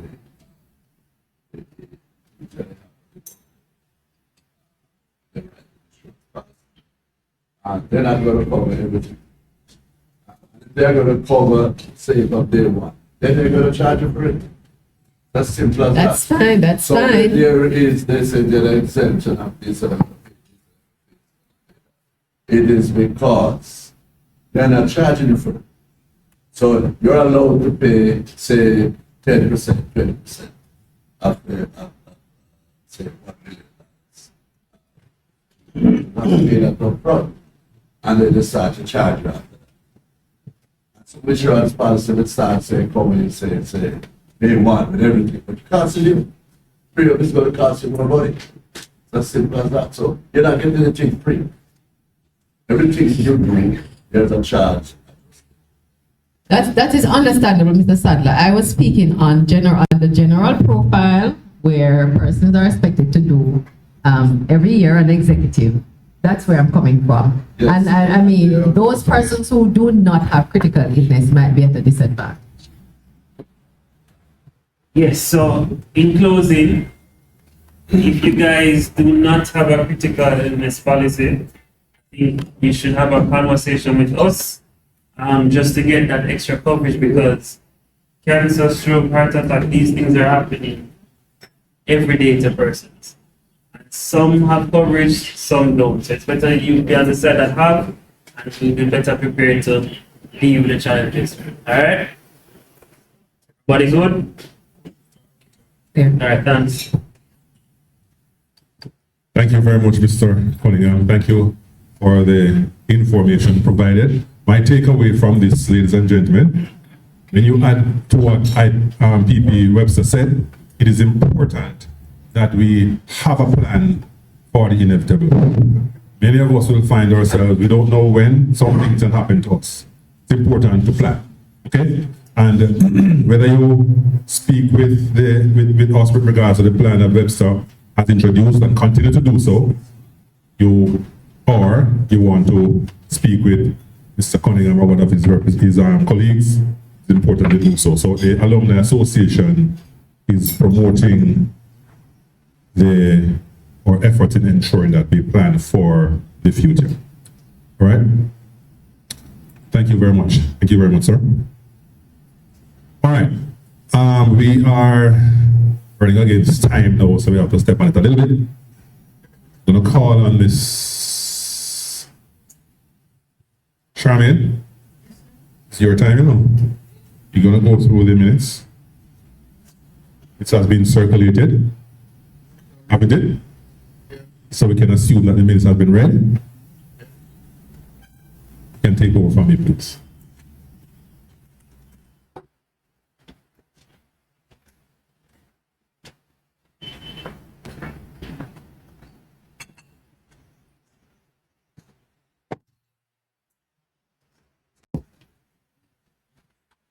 Good afternoon again, all farmers. The minutes was circulated from yesterday, so it will be taken as read. So I will be taking the correction, going through the pages. starting at page 1.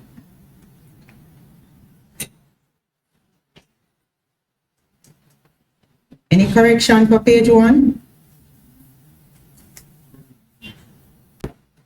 Page 2.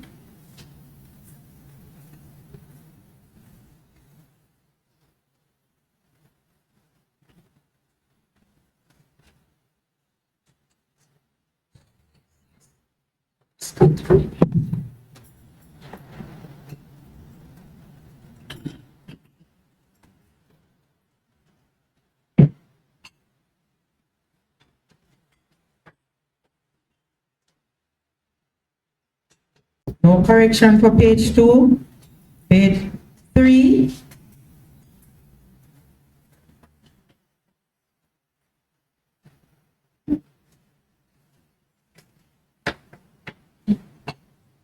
Matters arising.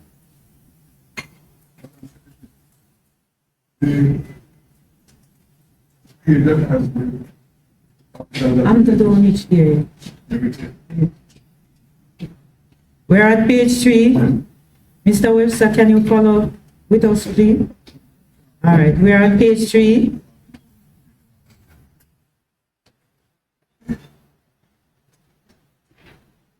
Page 4 with the reports.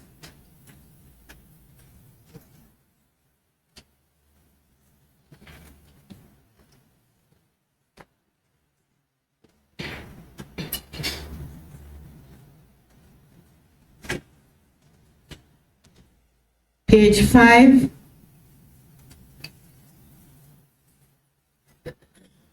Founders Weekend membership and registration and so on. So it's a part of the presidential report.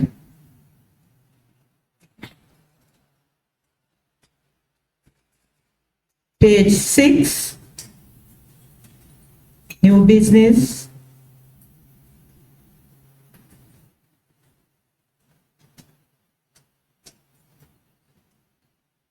And we are going to the election of executive for page 6. Continue to page 7. Mr. Webster, you said you have a correction for that section. That will be page 7. The president presented this. The president subsequent to the election of officers. The notes added because the newly elected president report. Yes. Was president that was not elected last year. So we have to remove the word newly elected from president address after the election of executive. Thank you. Thank you, Mr. Webster. What did you say?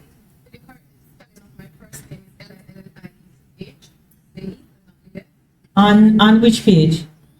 Your page? No, I'm not there yet.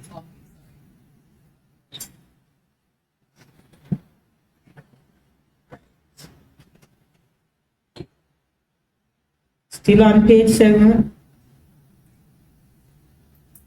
All right, so we are going to page 8 with the list of attendees, and this is where we have some corrections. So Ms. Clark said that her name is spelled wrong. So it's, where is it? Number what? Oh, okay. It is number 11. So I have L-I-L-I. It should be one. Okay, 2 L's. All right. Thank you very much. And I think somebody mentioned earlier online that some names were, somebody's name was missing. Donald Palmer. Online. Can you state the correction for the audience, please?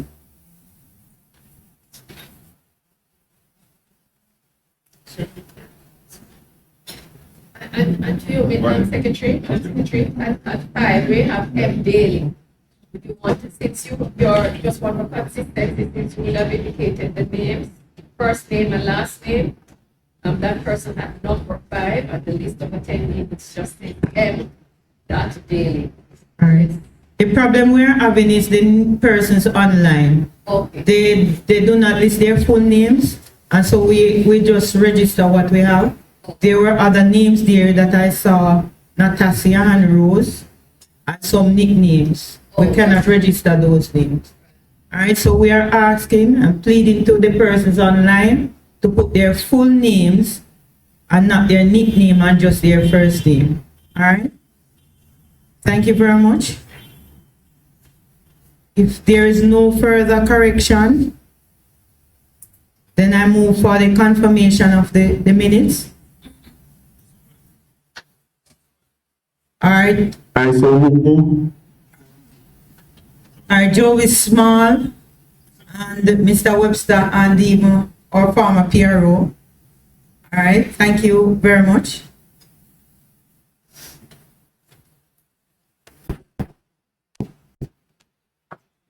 Thank you very much, Madam Secretary. Is there any matter from the minutes to be discussed, Webster?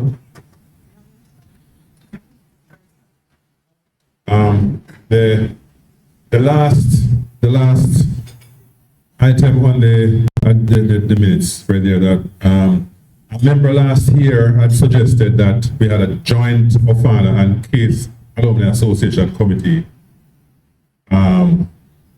to have discussions with the management of Case from time to time.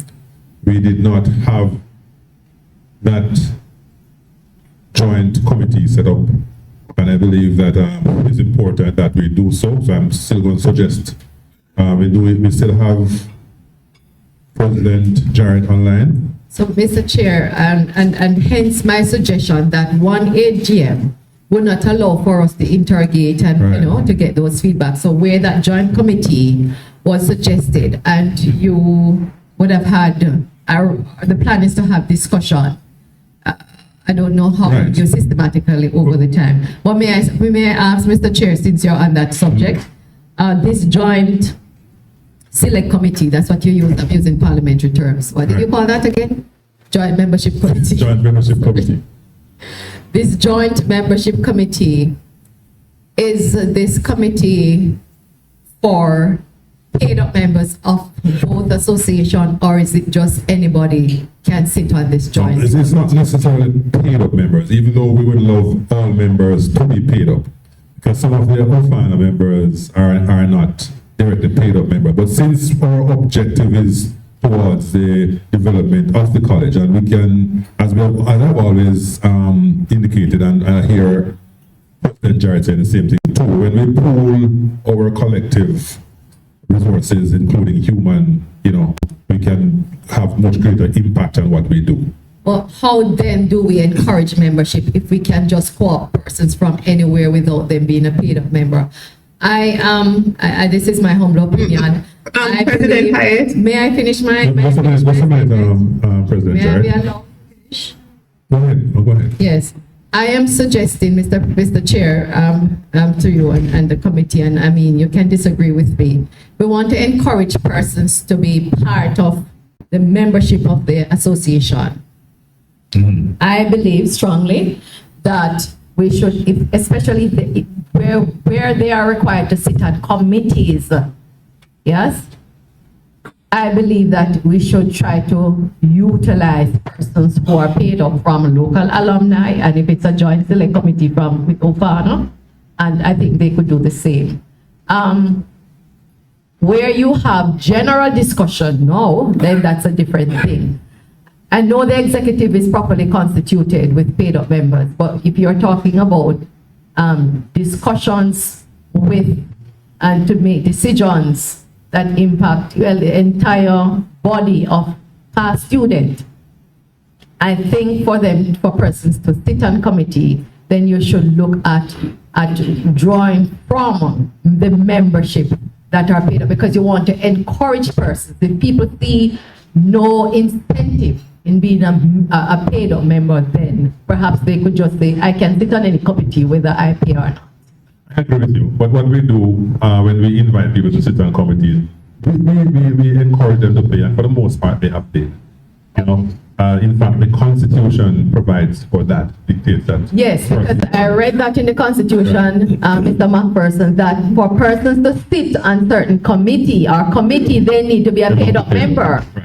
So if we should think of all the various, whether select committee, joint or otherwise, I think that they should be drawn from people. But we need to make it clear though, that that is only applicable to the case Alumni Association. Yes. Now this joint committee we're talking about is Ofana and ourselves are working for the college and where our interests merges.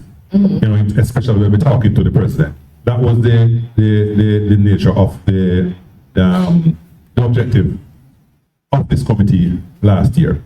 We did not have the committee formed, and so I'm just bringing it back now to remind President Jarrett that we need to do it. All right? So may I just finish my statement? So right. So whilst I understand, we have to look at what our constitution states. Right. President Jarrett, you want to say something? Yes, President Hayes, may I suggest that you take this offline, president to president, so we can look at our bylaws and our constitutions and see how best we can achieve this. It's a moot point for us to do a unilateral decision right now without my taking it to my members. So I'm going to suggest that president to president, we have a conversation, set up a meeting, and then we can have further discussion that we can then roll out to both members. Members from the Case Alumni Group and members from Ofana. Thank you. Fully endorsed. Thank you very much. Any other matter? The matter of the case AA, it's right to have a fee of management. Yes. Ladies and gentlemen, can you mute that?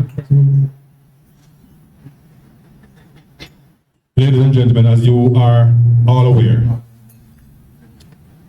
for a number of years, as far back as I can remember, this executive and previous ones have had several meetings with several ministers in an effort to try to get the Case Alumni Association having membership on the board as a right, and as is stipulated in the Education Act of 1980. We have not been successful so far. Last year, we have tried to have audience with the new Minister of Education. It did not happen. And so we still is insisting, and we are still going to try, and we're not going to stop trying until we get a member of the alumni sitting on the board. And let me just say from time to as representing the association, because, you know, people say to me all the time that I am representing the Alumni Association. It is not true. I am on the board on the behest of the minister. I represent the minister. So I can speak specifically for many matters on behalf of the Alumni Association. So therefore, what the Alumni Association wants is to have its own member on the board that cannot be taken off by any minister, because it's now becomes a legal issue. And that's what we're fighting for. And we will continue to do so. Yes, Mr. Anderson. Thank you, Mr. President. I believe that we have a glorious opportunity in front of us now that one of our alumni members is now a member of the cabinet of the government of Jamaica. And I believe that where we should start is to lobby this member to lobby on our behalf to have not just an appointment, but to have an amendment to the scheme order of case to ensure that the scheme order specifically states that the alumni should be represented on the board. And I believe that we don't necessarily have to take a major overhaul of this scheme order, but just to have this basic amendment, which I believe is something that could happen with one sitting of the lower house and approve at the upper house for this to take effect. That so that the minister would not be in any way be contemplative as to whether or not he or she should appoint members of the Alumni Association to the board. But it is there that is stated in the act that that set up case and continue to govern case, that once a board is set up, that alumni members will be part of that setup of the board. Thank you very much. Webster? I understand the sentiments of in the mic. Yes, you do. Don't need the mic. Yeah, yeah. But farmers, situation, I understand the sentiment of past. Use the mic, record it. Yeah. I understand the sentiment of past PRO Andre. But the fact is that I have been associated with this matter since 2009 when Andrew Owens was Minister of Education.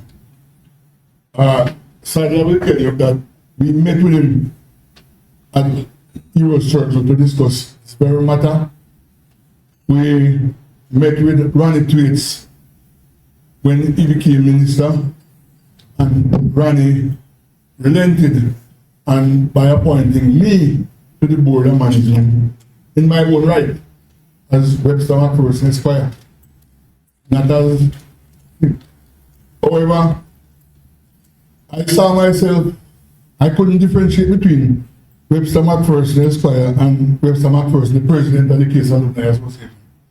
And I saw myself as and I acted as the representative of the Alumni Association. That is how and every executive committee meeting, I reported on what was happening. So we weren't in the dark to the extent that we are now in respect of what is happening at college. But we understand the position. But Andre, what we really need, all right, what happened was that when it was JSA, they had alumni rep on the board. When it was COA, they had alumni rep on the board.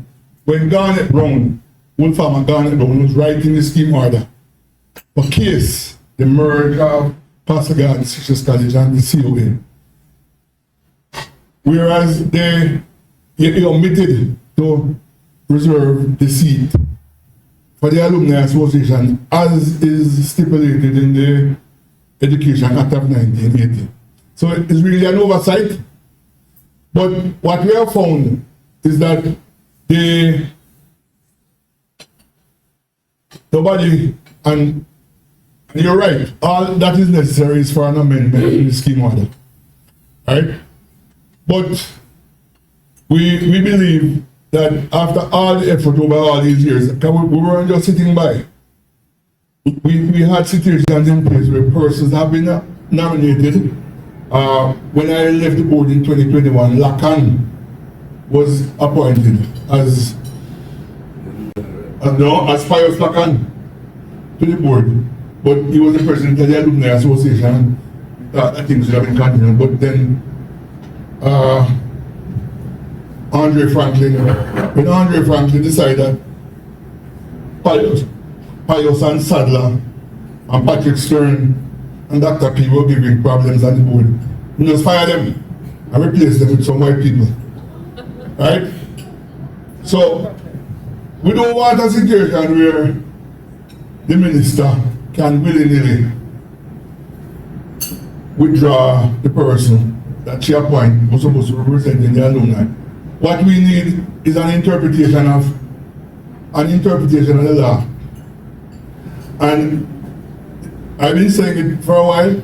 The only solution to this issue is to take the Ministry of Education to court for a judicial review and an interpretation of the Education Act of 1980. It's written and it's unequivocal. So what's the, Right? So we don't know what to do now. Anyway, it's going to happen. It's going to happen, and it's going to happen. We need to take the minister to court for an interpretation of the act, and it is unequivocal, as I say. So that is where we are. So just to interject, if the Prime Minister was bold enough to take the Integrity Commission forward to opine on and invent our situation, Dr. Sadler and Babel, what has been the hold up? No, the court is open to any citizen of this country to, for an interpretation of anything that's legal. And the Education Act of 1980 is a legal stipulation that it is unequivocal that for tertiary institutions, all tertiary institutions, the Alumni Association, are entitled to a seat on the board. So it's my point. Might go on the other colleges having I don't tell you what the problem. Everybody have, as I told you, it was when the scheme order for case was being written. It was an omission. I mean, the student council have a rep on the board. The ancillary staff have a rep on the board. The academic staff have a rep on the board. But the alumni were really the first stakeholders of the institution, doesn't have a seat. And we need to rectify that. Well, follow up on that, Mr. Chairman. I believe at this meeting, what is important, as Webster said, is as for us to today officially take a decision and a vote to appoint counsel, legal counsel, in order to carry out this exercise with immediate effect. So can we discuss it at the executive committee, but it's nowhere at the annual general meeting. We have the North American chapter here. This is a local chapter. So we can officially take a decision here to appoint counsel to carry out the exercise. Can we do that now? You're proposing? Yes, sir. To appoint counsel? Yes. To do an interpretation of the scheme or order versus the Education Act. Thank you very much. Clarification. Yes. All in favor? All right. I said 3 ayes. I agree. All of us agree. What about your people online? Persons online? Are we?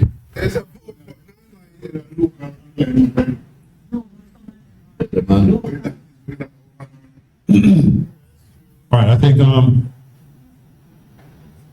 the ayes have it. Yeah. Good. All right. That's a matter that we will pursue, and I must say at the local executive level, it is basically the same position that we have taken. All right. Any other matter? Before we move on.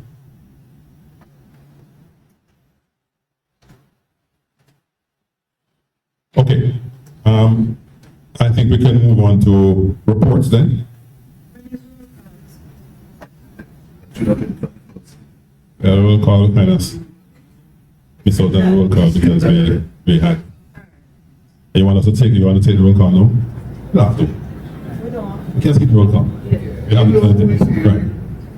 All right, Mr. Treasurer, we need your input now, sir, to present on the finances of the association for the past year. Treasurer Green, please. Is he gonna protect the screen?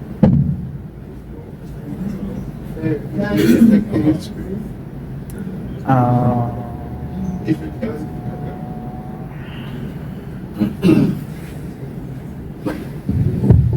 Good afternoon, everyone, and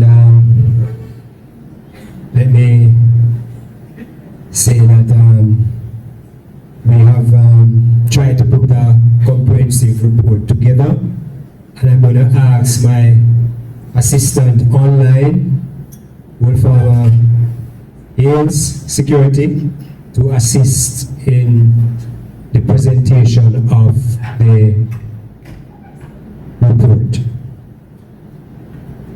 I want to start by saying that the period that we are covering is the 1st of the September 2024 to the 30th of August 2025. 31st. One day doesn't make a significant difference. But it's actually based on the bank statements we have, it's at the 30th of the 8th, 2025. All right, now I'm going to summarize. There are different reports, and they are very comprehensive, and they were circulated. So what I'm going to do is to summarize these reports. All right.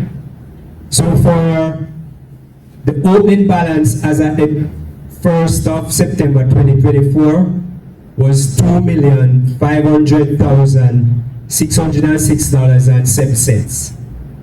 And at the 30th of the closing balance at the 30th of August 2025 was $1,868,515.48. Now, let me go through the financial activities over the period. Dues collected, $852,777. Right? So that was for dues. Evening of Excellence. Recording in progress. The total intake for the Evening of Excellence was $2,725,320. The total outflows for that event was $2,994,900.73. So there's a negative balance of $2,269,580 based on what we have done.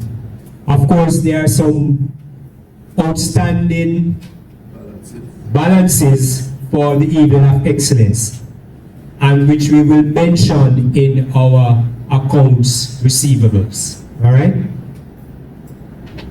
Founders Weekend. From January 24 to 26, 2025, total intake was $2,304,205. And the total outflow was $1,828,499. Give us a positive net of $475,706. Bank charges for the period was $1,443.03. Right? Other outlays of funds, the Pioneer Project, that was mentioned by the President in terms of equipping one of the classrooms at the college of $392,393.58. Accountant's fee of $66,200. Zoom payment of $25,883.86. Merchandise for Founders Weekend, 473,500. So that gives us a total of $957,976.44. Scholarships. Inflow for scholarship was 2,825,000, and the outflows was 2,745,000. So it's 2.7 million that for scholarships. Total inflows for a period under review, which is the 1st of September 2024 to the 30th of August 2025, was $7,913,042.80. The total outflows for the same period was $133.39. So there is a net negative of $632,090.59. However, other donations would have made up for that.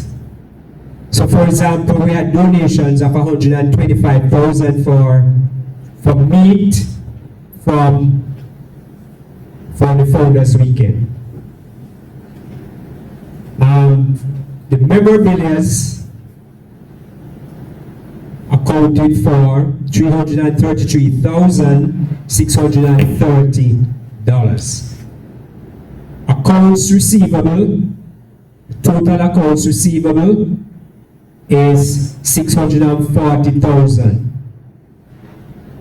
And of course, there's cash in hand of $33,420.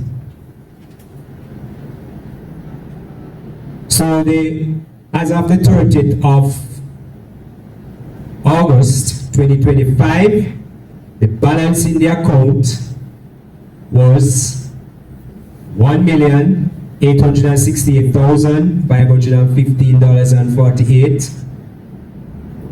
Accounts to be received is $640,000. Cash in hand, $33,420. Memorabilias, $333,630. So the total assets and cash in bank is $2,875,565.48. So basically that is our financial standing. In terms of our submissions for our tax return was done successfully. However, the renewal of the DC, the Department of Cooperative and Friendly Societies certificate is still outstanding, although all the documents have been presented to the department. We are still awaiting on the renewal of the certificates. All right? Let me expand a little bit on the scholarships. The scholarships, I'm going to, as I said, we would have received $2,825,000 on the scholarships, and we gave out $2,745,000 for scholarships this financial year. Just to mention some of the contributors: batch of 1992, batch of 1991, batch of 1986, Jane Bankley Lee Clark, Louis Thompson, Hyatt, and AC Hardware Scholarship, as well as Stanmark, Sadler Stanmark. So all of those would have contributed the 2.8 million, right?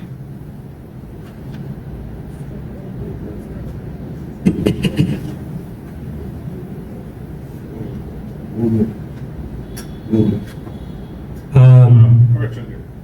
Mr. Treasurer, the lady you mentioned, Lily Clark, it is not, she had, I think she'll be in the document, but that was on behalf of Mr. Vogel. Sponsored two scholarships. Okay, my corrections here. Based on what we saw in the bank statement is actually what we have on the statement. So my apologies for that, Mr. Vogel. I understand you were the one who, Lily was the one who did the lodgement, but you were the one who presented the money. So thank you very much. Let the record speaks that for the corrections. So Vogel. All right. Thanks for the privilege to serve the case alumni. I wish to thank all the members who have contributed over the years and continue to do so. I must make special mention of the pioneer batch who continues to be the major players in all the case alumni activities, as well as other batches. Blessings to you all, and I must say that I am not seeking re-election, so it was a great pleasure serving the association, and I am willing to assist the person who will be succeeding me. Thank you very much, and all the very best. Questions? You taking questions? Are you taking questions? Yes. Go ahead. So two things. What's the age for those receivables? And can you repeat again, since my batch will seek to become the preeminent donor, what did that batch, how much did they contribute? You're talking about the pioneers? The pioneers, yes. I don't even know who they are. Pioneers is the batch of 1985. Is the representative there? And myself. No disrespect.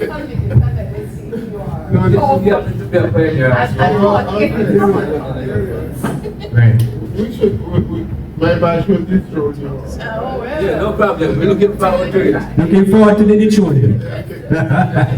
Thank you very much. Thank you very much, Mr. Green. Any other questions for the report?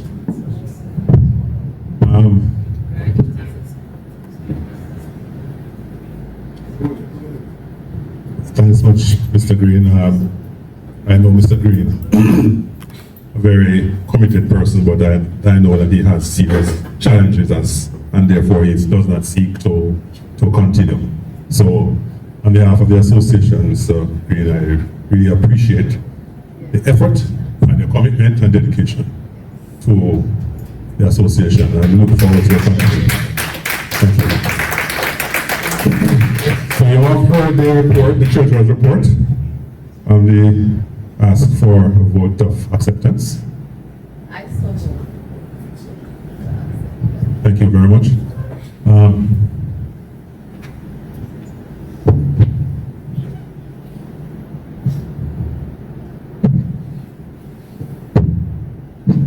Seconded by Mr. Anderson. Yes. All right.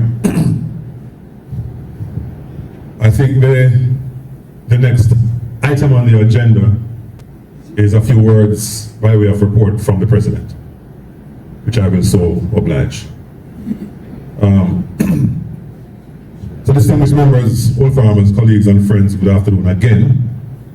It is indeed my honor and privilege to present to you the President's report for the Case Alumni Association covering the period September 1, 2024 to August 31st, 2025. Has been a year of challenges, but also one of meaningful achievements, collective effort and renewed commitment to the advancement of our alma mater. At the outset, I must pause to extend heartfelt gratitude to my hardworking and dedicated executive committee members. And let me tell you something. Most of these, we meet in Kingston for the most part, and these members are from various parishes, from Portland to parts of Clarendon, I myself from Westmoreland and St. Anne. And they have journeyed to wherever we have to meet and have consistently contribute. Of course, there are times when they cannot make it, but you know, they have tried. I must also commend particularly our secretary, who has continued to ensure that we have the minutes. There were times when we struggled to get minutes for every meeting, and she has done a tremendous job in ensuring that we have minutes at our meetings. So their commitment and sacrifice, perseverance have made it possible for us to pursue the association's goals and record the successes that I will highlight today. I also wish to recognize our immediate past president, Pius Lacan, and past president Webster McPherson, whose steady guidance and advocacy have been invaluable to the operations of the association.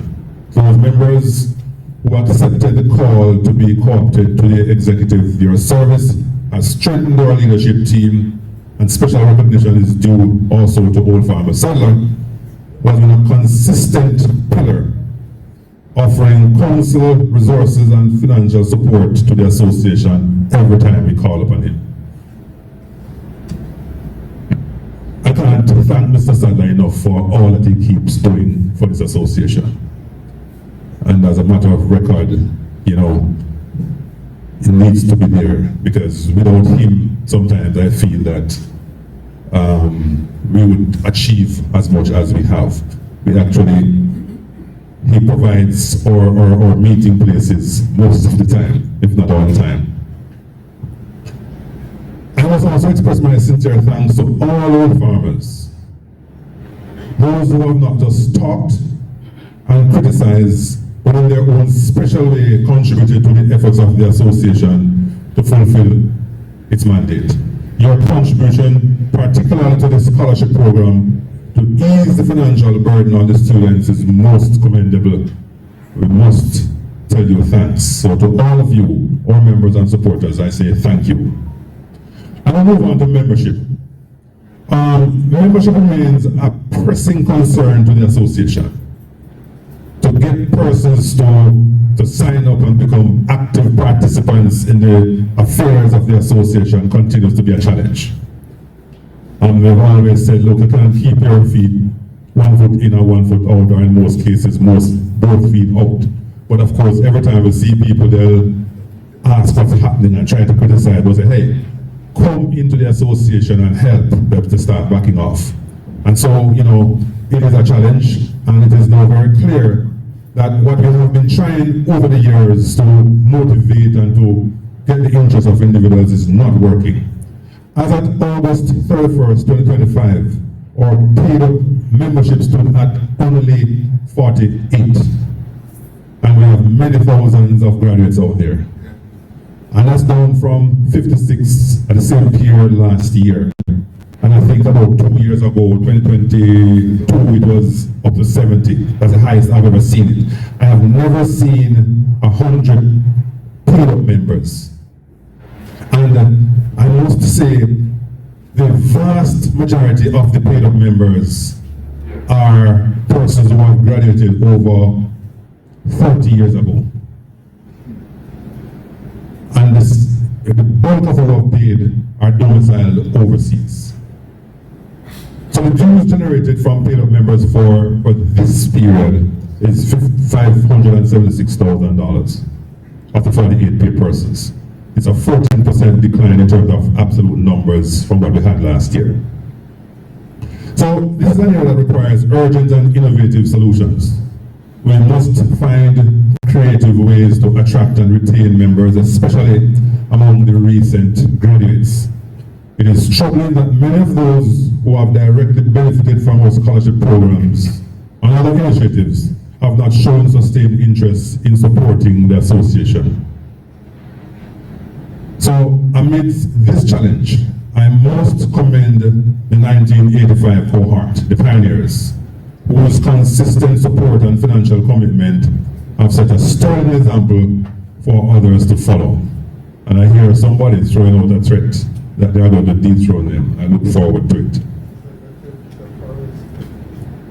So, it is clear, ladies and gentlemen, that especially the batches that have graduated over the last 10, 15 years, we don't know where they are it's a serious challenge to get them to become active members of the association.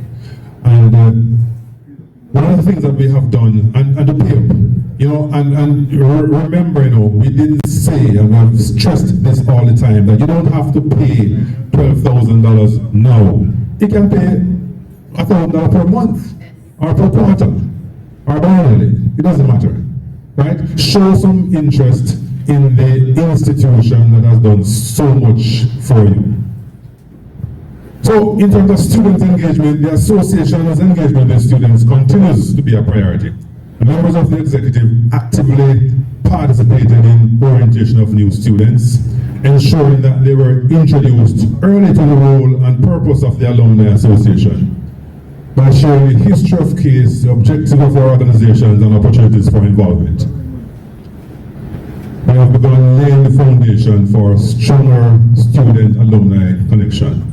This is also strongly encouraged at all events put on by the association. I remember the last orientation, past President Webster McPherson and myself, we had extensive discussions with the students and the interaction with them. And that was, you know, just to orientate them to the business of the alumni and to encourage them to start from now. Hopefully we'll see more of them as we go along. In terms of Founders Weekend 2025, this year's Founders Weekend was a resounding success and continues to grow as a signature event in the case calendar. As a matter of fact, last year, I know that past President Webster and Lacan insisted that it becomes and stays a part of the college calendar. For some reason it fell off. And last year we got it back on it after some amount of advocacy. And so it is now there. I hope it stays there. So the Friday session, Intellectual Stimulation Day, focused on sustainable agriculture, was addressed by the Honorable Floyd Green, while Saturday's Inspirational Motivation Day was graced by Senator Dr. Dina Morris Dixon, Minister of Education, Skills, Youth and Information. And old farmer Reverend Paulette Wright led a stirring Thanksgiving Day service to conclude the celebrations. Importantly, 15 deserving students received scholarships and bursaries totaling $2.75 million. And this was made possible through the generosity of individual alumni, alumni batches and partners. To those who contributed, including the Case Alumni Association, the batches of 1986, 87, 91, 92, Dr. Louise Thompson, Stanmark Processors, and of course, Mr. Vogel. Thank you very much. The Pioneer Batch, and so we salute you and we really appreciate what you have been doing. Your investment is life-changing for many needy and deserving students. We hope to, yes, give them a clap. We hope to continue the expansion, even though some persons have expressed reservation because of the seeming lack of appreciation from the students. You know, I have unfortunately been to even graduation and they didn't even mention Ofana or Case Alumni Association at the graduation. And over 30 students would have graduated and received the scholarship. So, you know, they are youngsters and we're here to guide them and speak with them. So, as we continue to help them, because they do need the help, you know, we will ensure that at some point in time they learn to appreciate the importance of giving back and supporting the Alumni Association. I will move on to Evening of Excellence. This is the second stage of the Evening of Excellence Gala Dinner. It was held in November 2024. And I must say that there is plans, it's a biannual, so the other one is coming up next year. 12 stalwarts in agriculture, science and education were honored for their outstanding service to the nation. This is the association's way of recognizing and saying thanks to those individuals who, through selflessness, dedication and commitment, made significant contribution to Jamaica, the region and the wider world. We want to encourage that. We also want to encourage more of these persons to get national awards, and therefore, we missed the mark. We missed the mark last year, and we hope to have a committee that makes the recommendation to the national. Is the national committee the lead? Yes. For inclusion, at least we need to recommend somebody to get a national award, and we hope to do that this year. So while the event was successful in terms of celebrating these deserving honorees, ticket sales fell below expectation, resulting in a small financial loss. However, valuable lessons were learned, and we are determined to make the next staging this year both impactful and financially sustainable. The past President Webster spoke about our representation on the board. Now, one of the association's key unresolved issues is securing alumni representation on the case board of management. And of course, despite repeated attempts, including formal correspondences and meetings with several ministers over several years, this matter remains unresolved. And of course, this year, we have made an attempt to meet with the new minister in an effort to discuss this and other important matters, but we were not able to get an audience with her. Naturally, we will continue to pursue this matter in the new term because, as I said, our objectives remain clear as graduates. We must have a voice in the governance of our alma mater, ensuring that the institution's direction benefits from the insights and vested interests of its alumni. What on earth can be so wrong with that?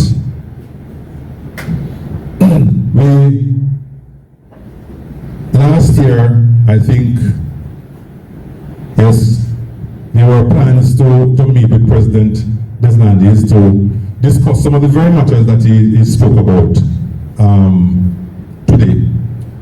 Unfortunately, that did not happen, and I am hoping that based on the discussions that took place today, we will be able to continue those dialogues to ensure that the Alumni Association is kept up to speed with the accreditation, the transition towards the university, and the entire development of the college and the future plans, right?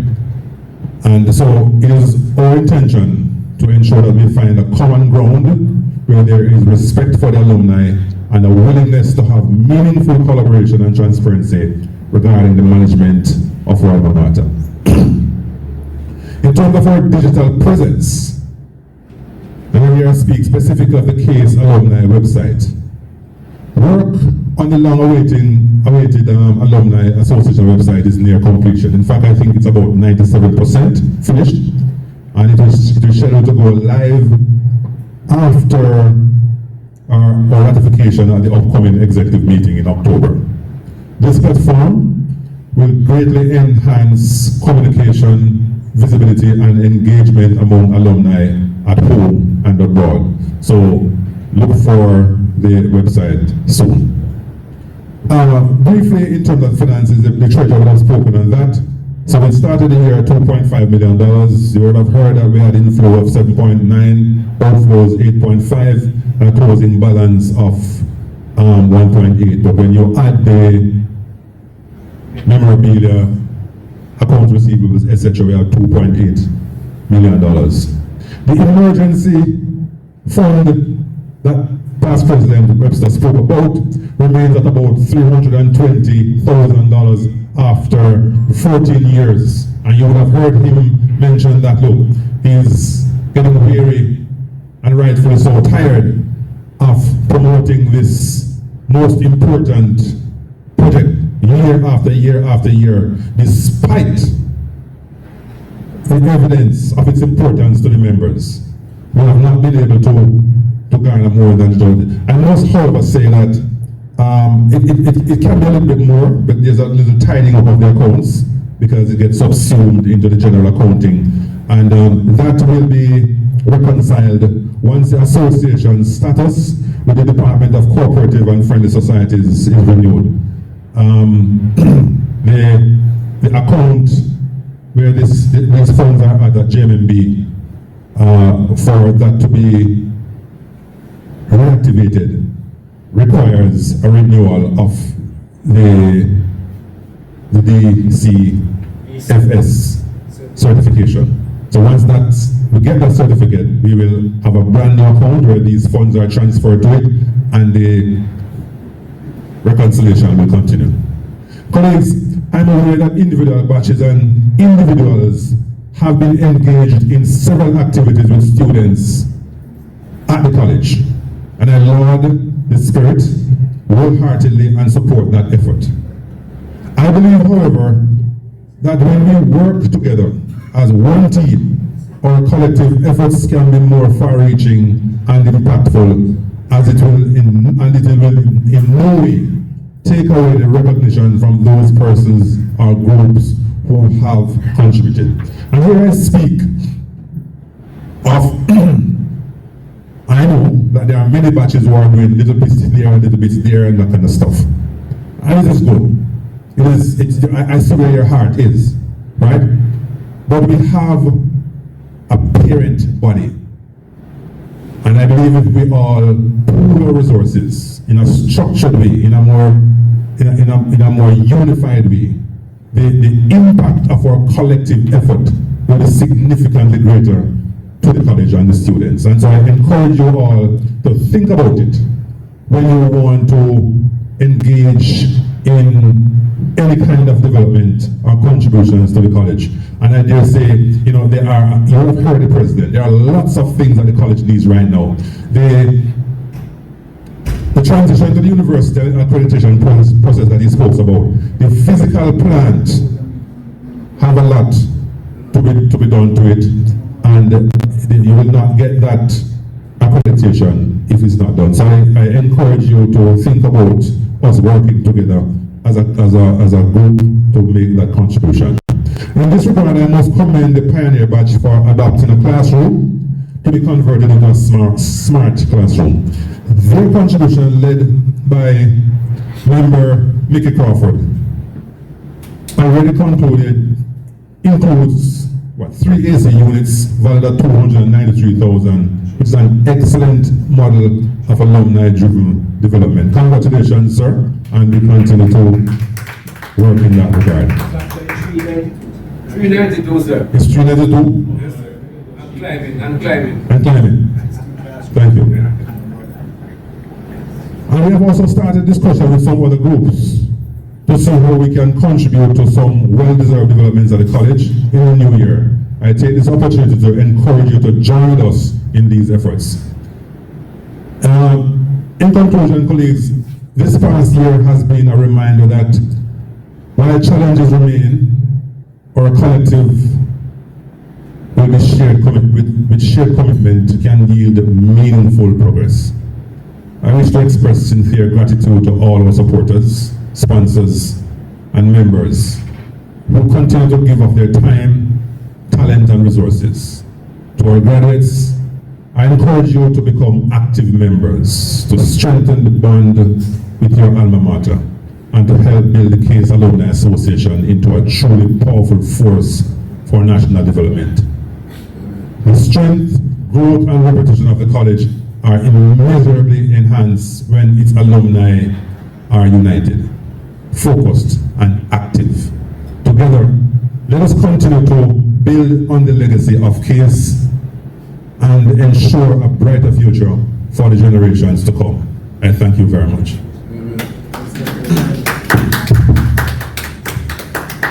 That's it.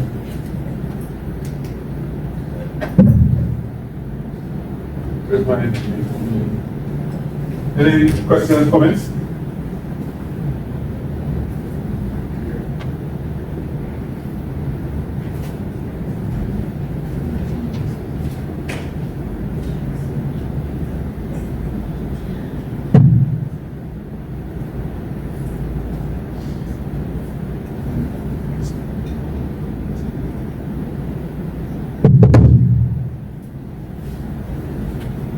All right, if there are no comments, no questions? Yes, comments. Oh, go ahead, please. Here's the microphone.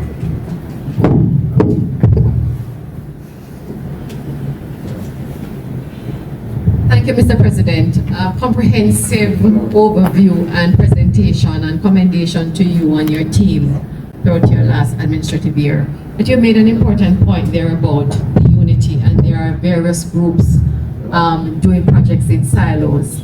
And so we have to find a way now to amalgamate all of those projects, or to have groups come together and, well, as you said, under one umbrella, but to have them come together so that it can strengthen the Alumni Association.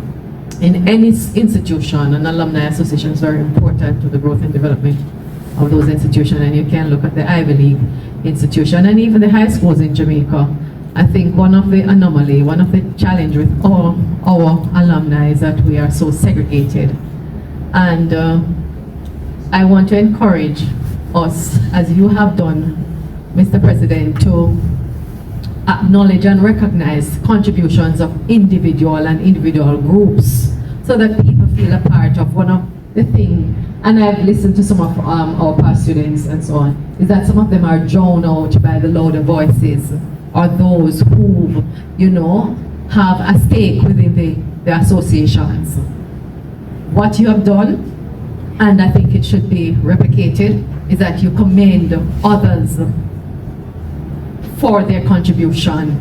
And it doesn't take away, as you said, from any particular individual or groups that join the association, but the association must also, as a body, recognize individual groups, the alumni, batch of Mickey Batch and Dalton's batch.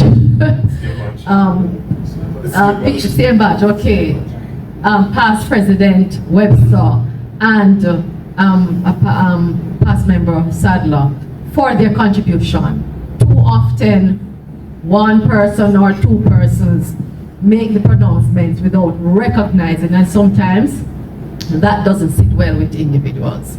So that's my contribution. But commendation to you and your team, and continue to have. Thank you very much. Thank you very much, Lily. Thank you much. Any other comment?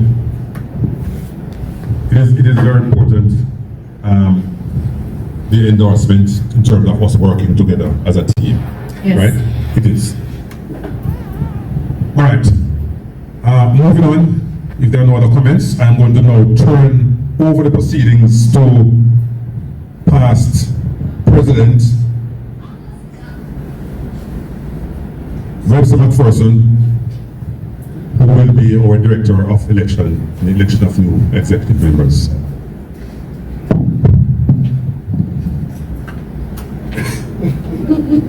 Another stage in the same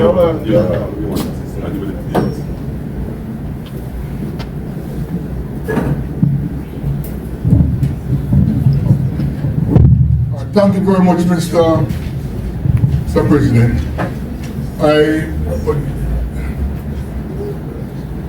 Can I ask where are the ballots, sir?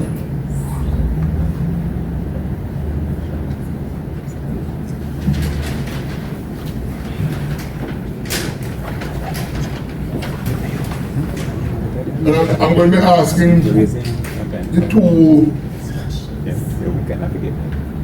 prospective one farmers sitting at the table, Amoy and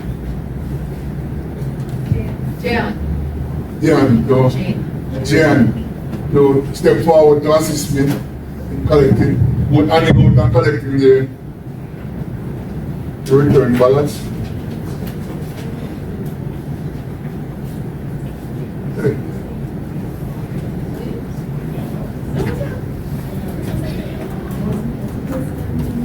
All right,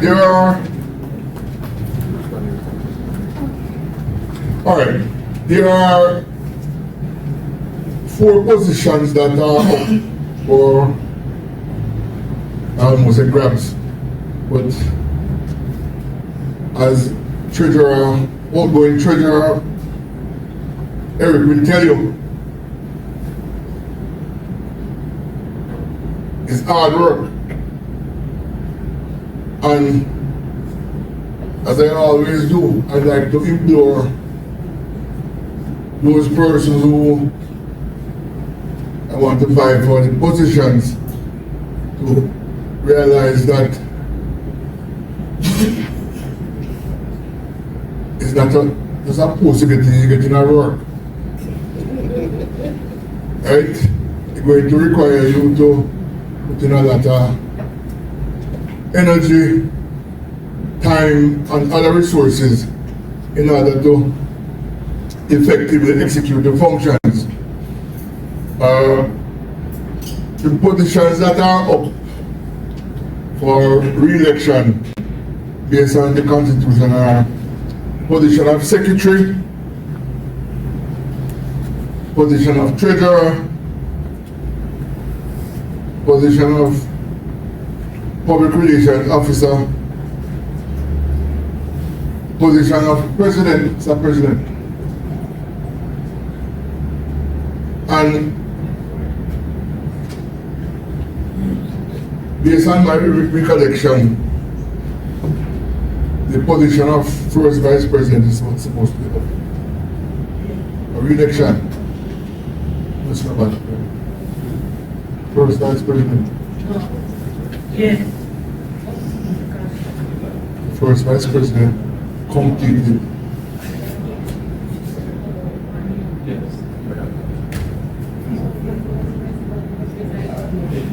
Hold on. Looking for what was it? All right.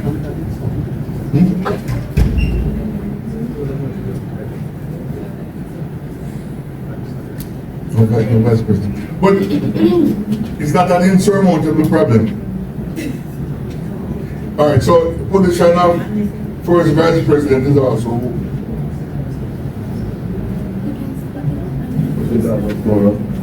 Do we have a quorum? Eh? That's it. Do we have a quorum? Constitution said 25. Do we have that? With the person online, yes. And you proxy vote as well. We have proxy vote. All right, okay. That's what's it. all right. While the president tries to sort it out, what we'll do is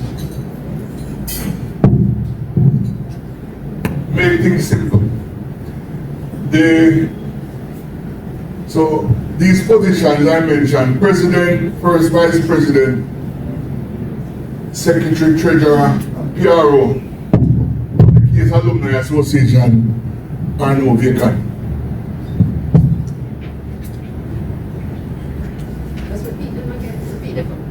Vice President, President, First Vice President, Secretary, Treasurer, and PRO.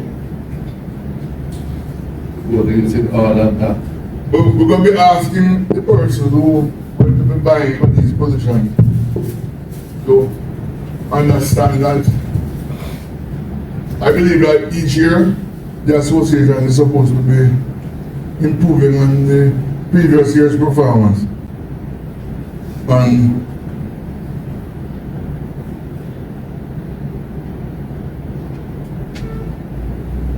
so we're asking those persons who are accepting office to understand that it's not a position we're giving you, we're not embellishing your resume. We're giving you our work. We expect you to execute. All right, so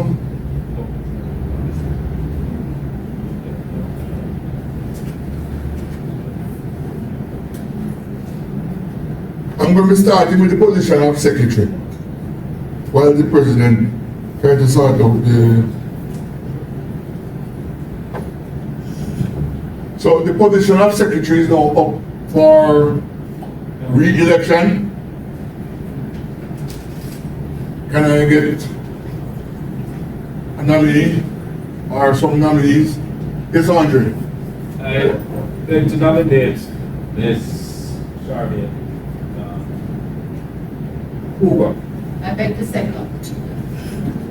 Can I say something? No.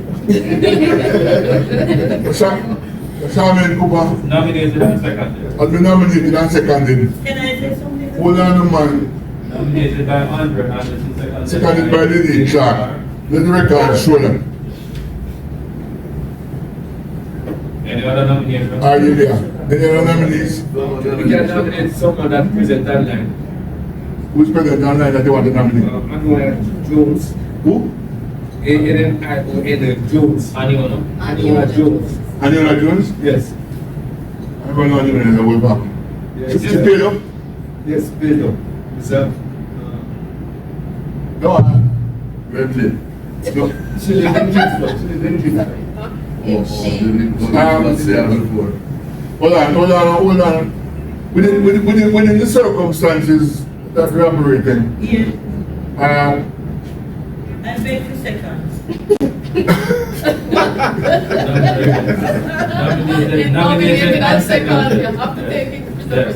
So anyway, so we have, but I would like to clarify with Mickey first. She's your batchmate?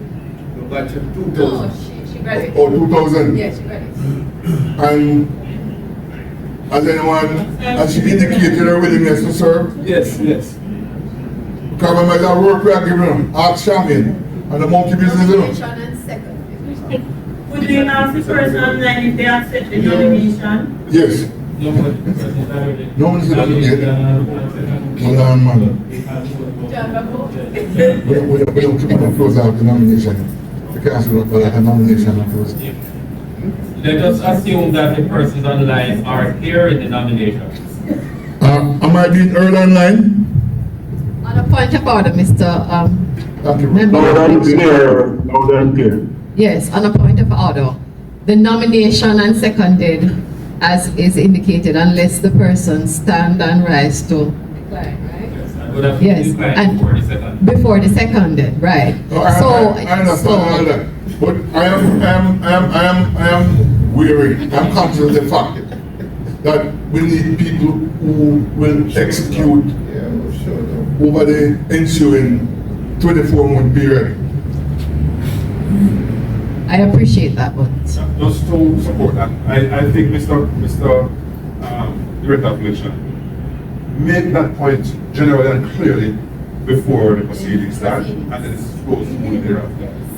It did. No, all right, no, because the middle is something to question the proceeding, which is kind of improper. Yes. It's been said. All right, so we have two persons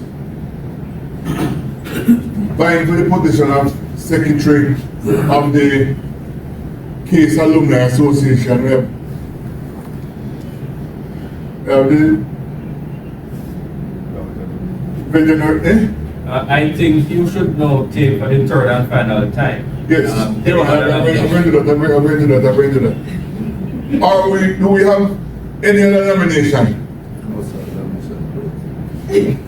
Any other nomination going once?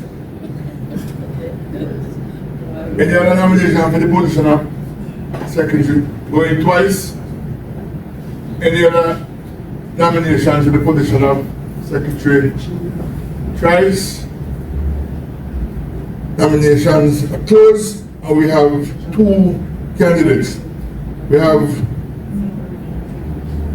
Miss Anonia Jones, that's online, and we have Charmaine.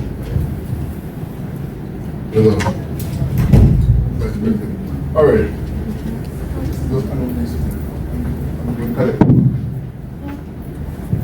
First, we have the round. Yes, first VP Odin. Does the position of Assistant Secretary still hold? Is it a 2-year? Yeah, that position is a 2-year. That position is a 2-year position. Last year, there was a clear vacancy last year. Okay.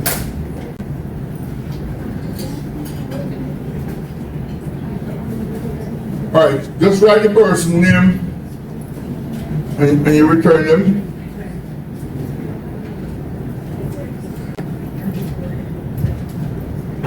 In the meantime, and in the interest of time, we are accepting nominations for the position of President of the Case Alumni Association. Andre? I stand to nominate Lead Government President Mr. Hyde. So seconded. The second, right? All right, nominated and seconded position of President of the Case Alumni Association. Do Do we have any other nominees? Hold on, hold on. Do we have any other nominee? No. Are there any other nominees for the position of President of the Case Alumni Association that we are aware of for the 25-27 going ones twice finished? Any other nominations for the first time? Any other nominees for the second time? Any other nominees for the third time? Well, let the record show that incumbent President Everett Hyatt has been re-elected by acclamation. I didn't get any comment. No, there's no comment for that. No, for the first secretary. And so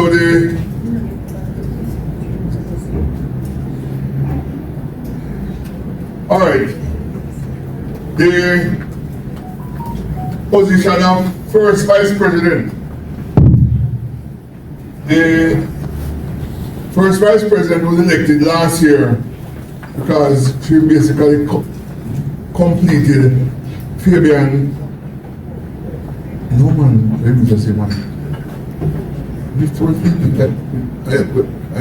have an election, yeah. All right. So first vice president Fabian Rule was elected in 2023, opted out at the AGM of 2024. And so first vice president Odin Bradshaw was elected instead. And so those persons who might be wondering, oh, we had that election last year and we have an election this year. That was that Odin served out the second year of the 2-year term that Fabian Rule should have served. All right, we now have the position of first vice president open for election.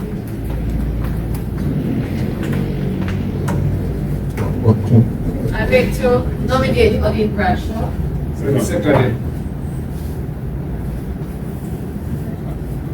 Wolfram Odin Bradshaw has been.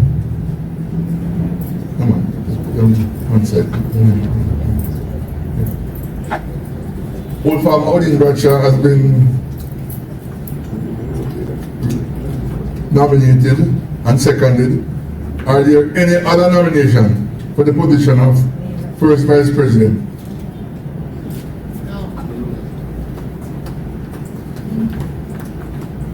Any other nominations of first vice president of the Case Alumni Association?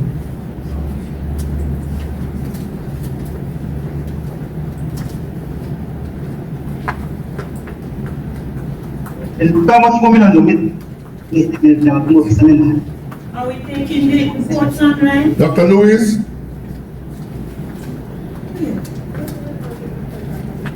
Dr. Louise is saying something? No, I'm sorry, I unmute by accident. Okay, careful.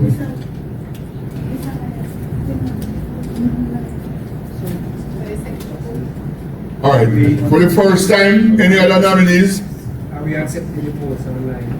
Accept this one. They fully paid up. Once they fully paid up, you verify that they're fully paid up. They're treasurer. Once they're fully paid up, they're all right to vote. Say just mention the comment that we are taking.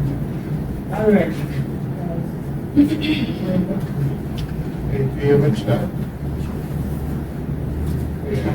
For the second time, any other nominees for the position of first vice president? For the third time, any other nominee for the position of first vice president of the Case Alumni Association? Let the record show that Wolfram Odin Bradshaw has been duly elected as the first vice president of the Case Alumni Association for 25-27 27 administrative year.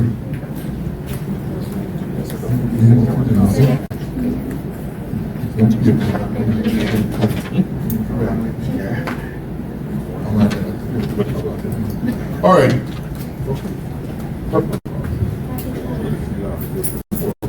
Position of treasurer is open for nominations.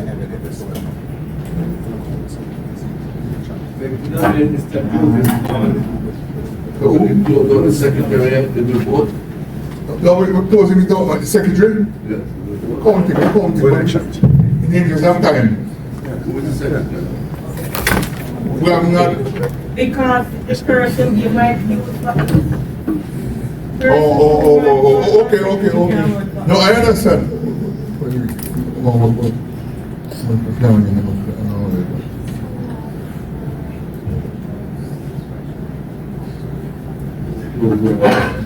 All right, the returns are in. We have 21 persons. Secretary.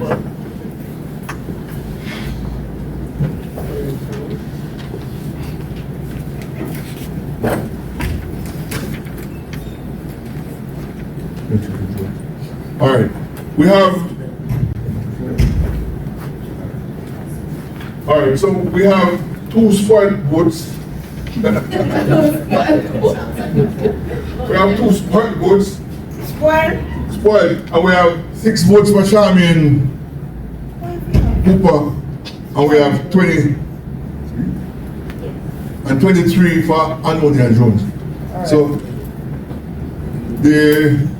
So Anmonia Jones, based on the count, the outcome of this election, Anmonia Jones duly elected as the secretary of the Case Alumni Association for the 25 to 27 administrative period.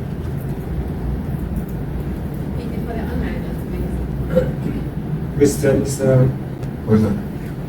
Clarification. Does it mean that Charmaine will be the assistant?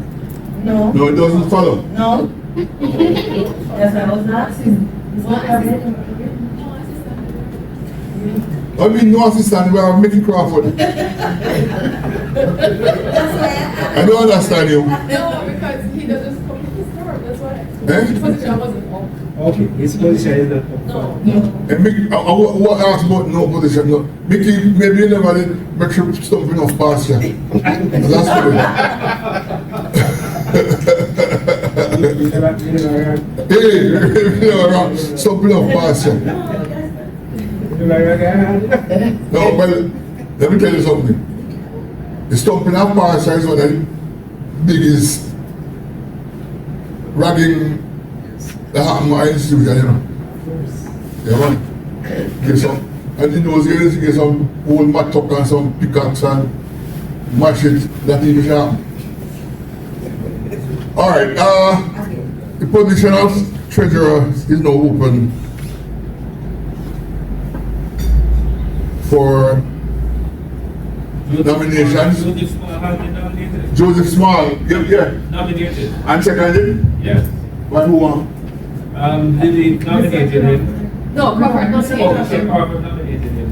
And? Who was the second? Who was second? I seconded. You seconded. Okay, so Joseph Small has been nominated and seconded. And he's online. I know Joseph Small is online. Joseph Small, could you indicate by saying in the affirmative that you are willing to serve? He has indicated as I am willing to serve. All right, thank you very much. All right, so we know we have.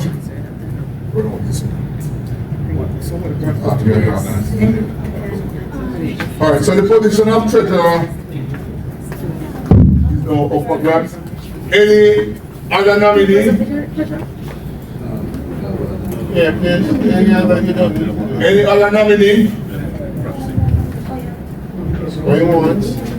Any other nominee for the position of treasurer of the Case Alumni Association for the 25 to 27 administrative period? Going for the first time,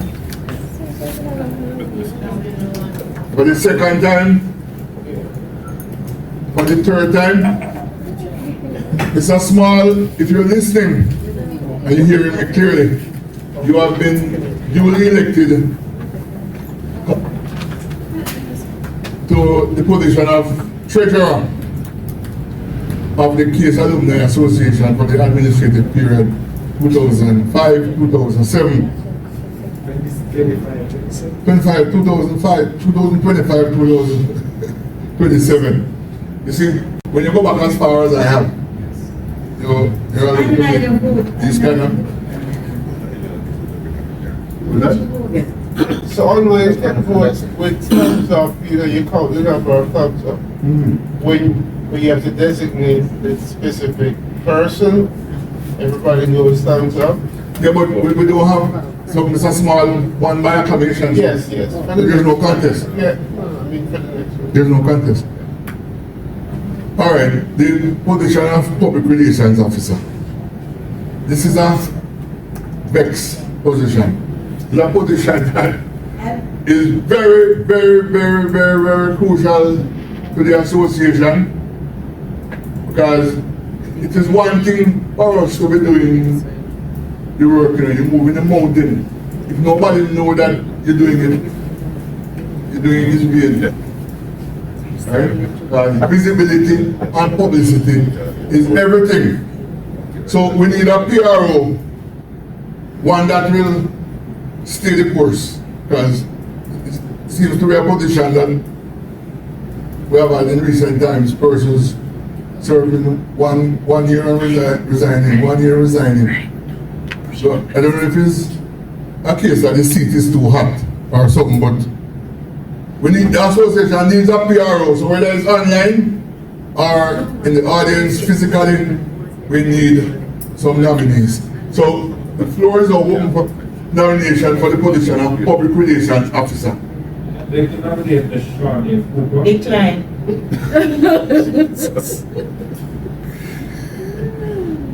Yeah, we need that.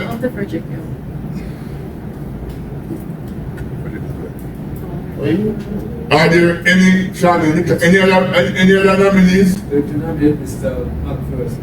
Me? No, let me get something straight. Let me get something straight. Let me get something straight. Let me get something straight. Eh?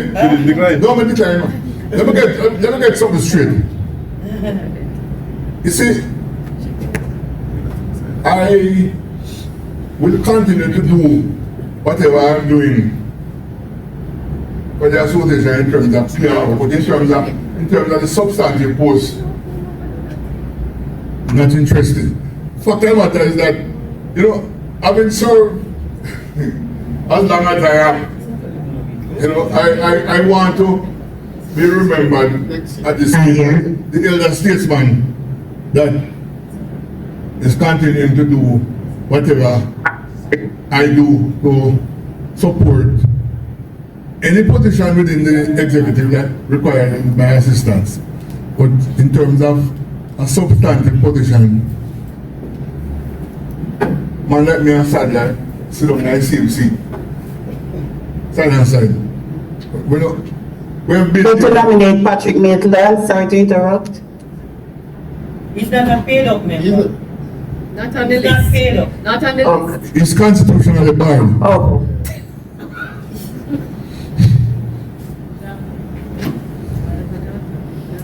But you would make such a good person in the post. Any? No. Shaman, change that one. No, you're not changing right. What's the daughter? The first year I served was PRO. Odin didn't put me on the seat, Odin, I remember. But I Odin. So you have experience. What do you do what? Odin put me in the seat. Yes. And Lily seconded. All right, no, I'm serious, but you're not PRO. On the chair, on the chair. So you're not in the Oh, Maybelline. Shaman, whatever she is. Maybelline. Let me tell you something.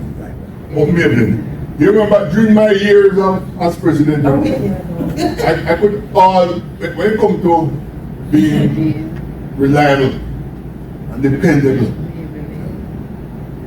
Beverly could always know that if it's one person coming to the other general meeting, it's free. Right?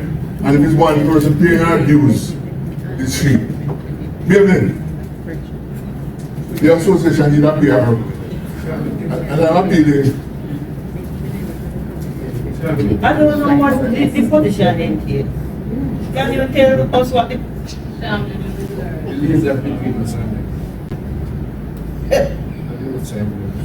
What's the champion change their mind? The nominator, I mean, as a kind of. No, man. Chairman, I'm going to let the host decide. yes, but I continue to do. I do believe, and I've said this for the Charmian, that the fact that she served in the position of secretary, she has served as the executive, she understands, you know, all the nuances. All the nuances. She know about all the work with it, the website and all that. Yeah, and she know all the organizations, I believe, contacts and so. I believe that And outreach. She would be a good. So I can take a break. Gentlemen, please. I support Champion. If it is that she feels that she's not up to the task, we are the same ones 3 months from now who will say to her, Champion, do this, and Champion will say, look, we'll tell you. Yes. You can't do it. But do you have somebody else? We don't have anybody. But, well, we have not. I nominated somebody else there. So hold on, what happened to Dalton Brown? Dalton Brown fully paid up? Yeah, Wait a minute. Dalton is zero, man.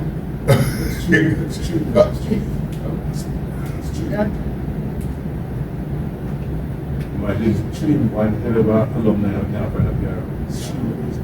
40 members. No, I think.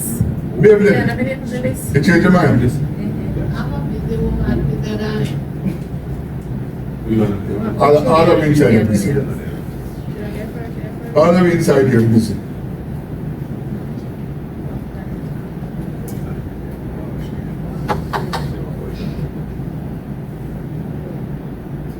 So it has still in. No, I look on the list. Do we ever? In light of the fact that we're having challenges, can we delay that position for the executive? No. No.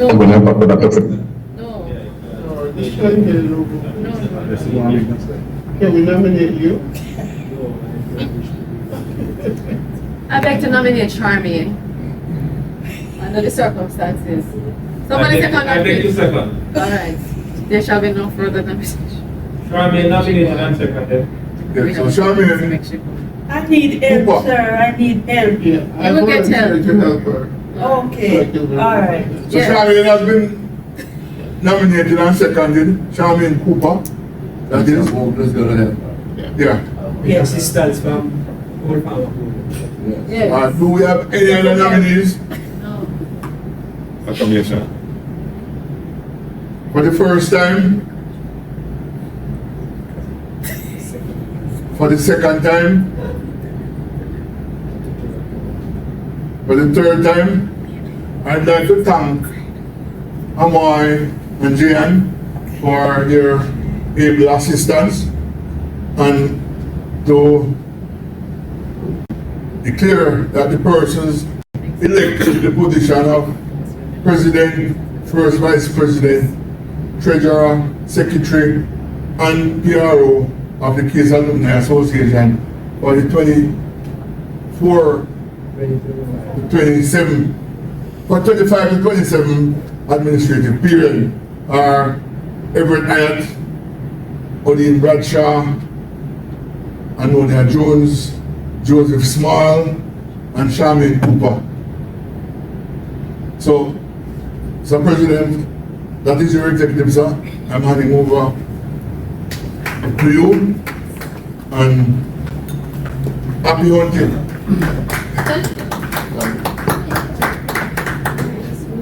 Thank you, Mr. Webster, past president, and for the excellent job that you have done in executing the functions of the Director of Elections. Colleagues, thank you very much for the confidence that you have reposed in me to re-elect me as the president of the Case Alumni Association. I give you my word that I will do my very best to work in accordance with the Constitution to carry out the mandate of the association to the best of my ability. I wish to congratulate all the other members who have been duly elected to be a part of the executive for the next 2 years. And as the past President Webster has said on several occasions,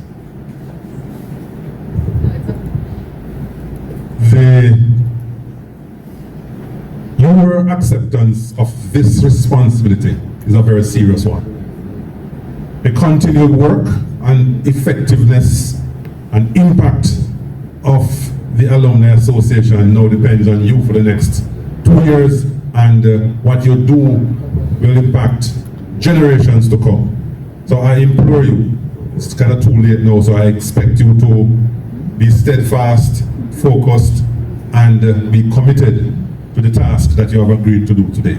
We have had in the past several times where individuals accept this responsibility. It is not just to put on your resume. You have accepted this responsibility to do your very best in the interest of the development of the college, the Alumni Association. It is going to require of you sometimes a little bit of sacrifice. This is volunteer work, and volunteer work is sacrifice, right? We meet every second Sunday of each month. Some of us will tell you, and I personally will tell you, that I block that Sunday. I don't plan anything for that Sunday. Only for the business of the Alumni Association. Unless it is absolutely necessary and unavoidable, I am there. So, when the work gets a little bit rough and things get troubled, I urge you not to be demotivated, because it can be challenging from time to time. And I'm not saying this to scare you, right? But it's rewarding when we do good things and we see the results. Challenges are there, and the greater the challenge, the better the feeling when you have gotten over it and get the job done. So I look forward to working with all of you. I look forward to, of course, there are some meetings which will get steamy, but it's all in the interest of the Alumni Association. There's nothing personal, right? So feel free to be open and transparent and ask the difficult questions from time to time. I look forward to the new bodies added to the association, and I am expecting full participation, full advocacy, and a successful year to come. As we finish this meeting, we are going to be jumping right into the planning of Founders Weekend 2026. We have no time to waste, and therefore, at the very first meeting in October, second Sunday in October, that will form a very significant part of our discussion to plan that event. All right? Of course, we have Evening of Excellence coming up next year also, and several other issues, including some of the very first same things that we have discussed here. So I ask you, therefore, I urge you, I encourage you to block that second Sunday of each month for the business of the Alumni Association, and come, let us work together in the interest of our college and the development of our students, etc. Thank you very much. Before we leave, I'm going to ask for a group picture. And let me remind you also that there are some paraphernalias around there. You need to buy one each before you leave here. Thank you very much. Charmin? Mr. Idet. Mr. Idet. Coming to you, please. Persons online that they still can't recognize who they are, because they are still using their nickname and just their first name. Yeah, just a question is, could you ask the persons without proper name if they could insert the correct name for the record keeping? I see a tattoo of iPhone, Samsung. Whatever. Thank you very much. Yes, for the record's sake purpose, ladies and gentlemen, those persons online, we would love to have your right name for the records, please. And for the roll call. All right? Yes, Mr. Anderson. I'm suggesting that you name the other members of the executive, those posts that were not up for election this evening, that you name them, just to remind, because there may be persons who are joining an AGM for the very first time who would not know who the other persons are. All right. The assistant treasurer, Fitzroy Hills. Mr. Mickey Crawford is as assistant treasurer, but he's here. Assistant secretary, sorry. The first vice president, Danik. Second vice president. Second vice president, sorry, Danik Dormer. And the third vice president, Kino Hyman. It's the other way around. Yeah, Kino is the second. And Danik is the third. Thank you very much. Have I left out anybody? Have I left out anybody? All right. So, those persons who were not elected now, they have 1 year left in their term. And those who have been elected now is 2 years. So the entire executive is not changed at any one time. All right? That is provided in the Constitution. In the Constitution. All right. Any other comments, questions? There are some persons who had some comments in the chat. Maybe there's one that you wanted to pick up. On any other business, please. Okay, thank you, Mr. President. Let me take the opportunity to congratulate the new elected members of the executive.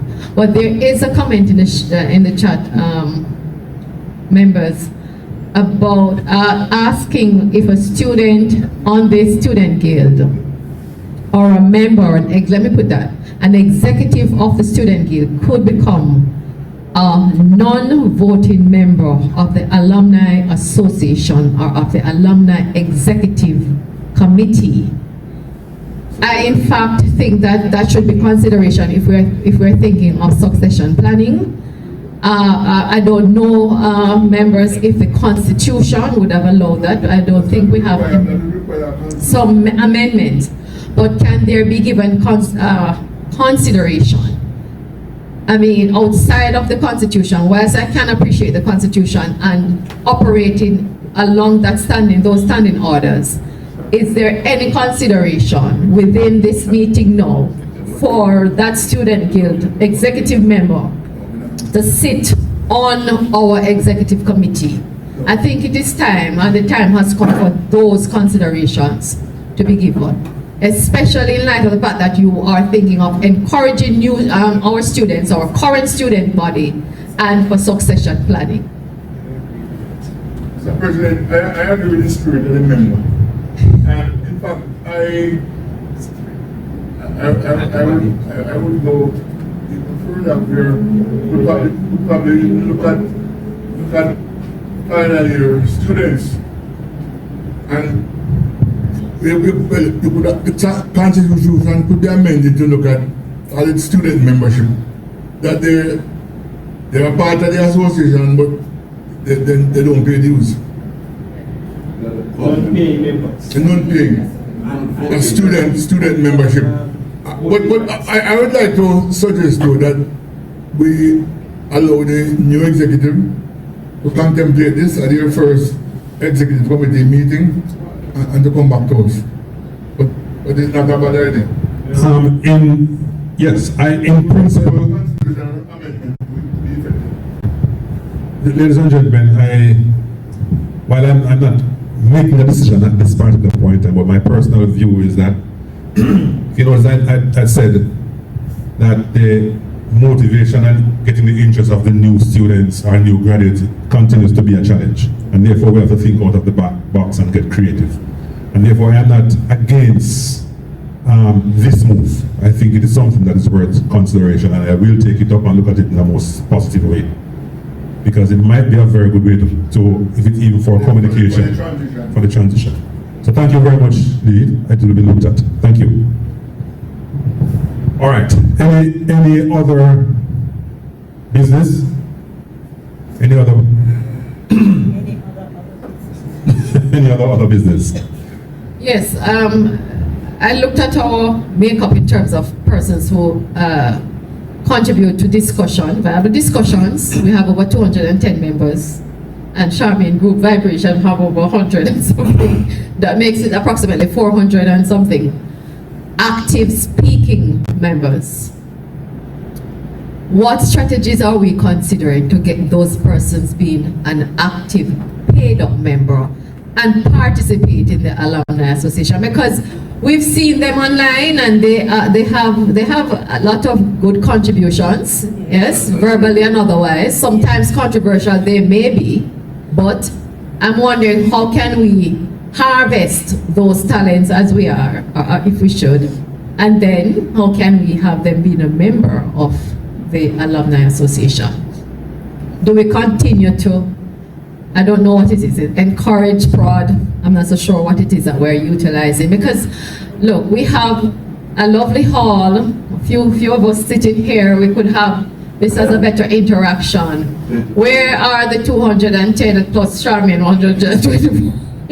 Charmaine, allow me, 100 and something members, well, active speaking persons. Where are they now? And why they aren't here with us, neither online or in this forum? Yeah. So President, okay, if I could make an interjection here, right? Go ahead, Mr. Palmer. No, I'm speaking here. Doesn't matter. Go ahead, Palmer. Okay, great. So we all know that people join groups for different stuff, right? Many of these persons join for linemen or whatever. So persons know exactly what they want, and if they're going to pay the money, what they pay the money for. I'm an economist, so I always think about going to pay this money. Anyway, I was corrected.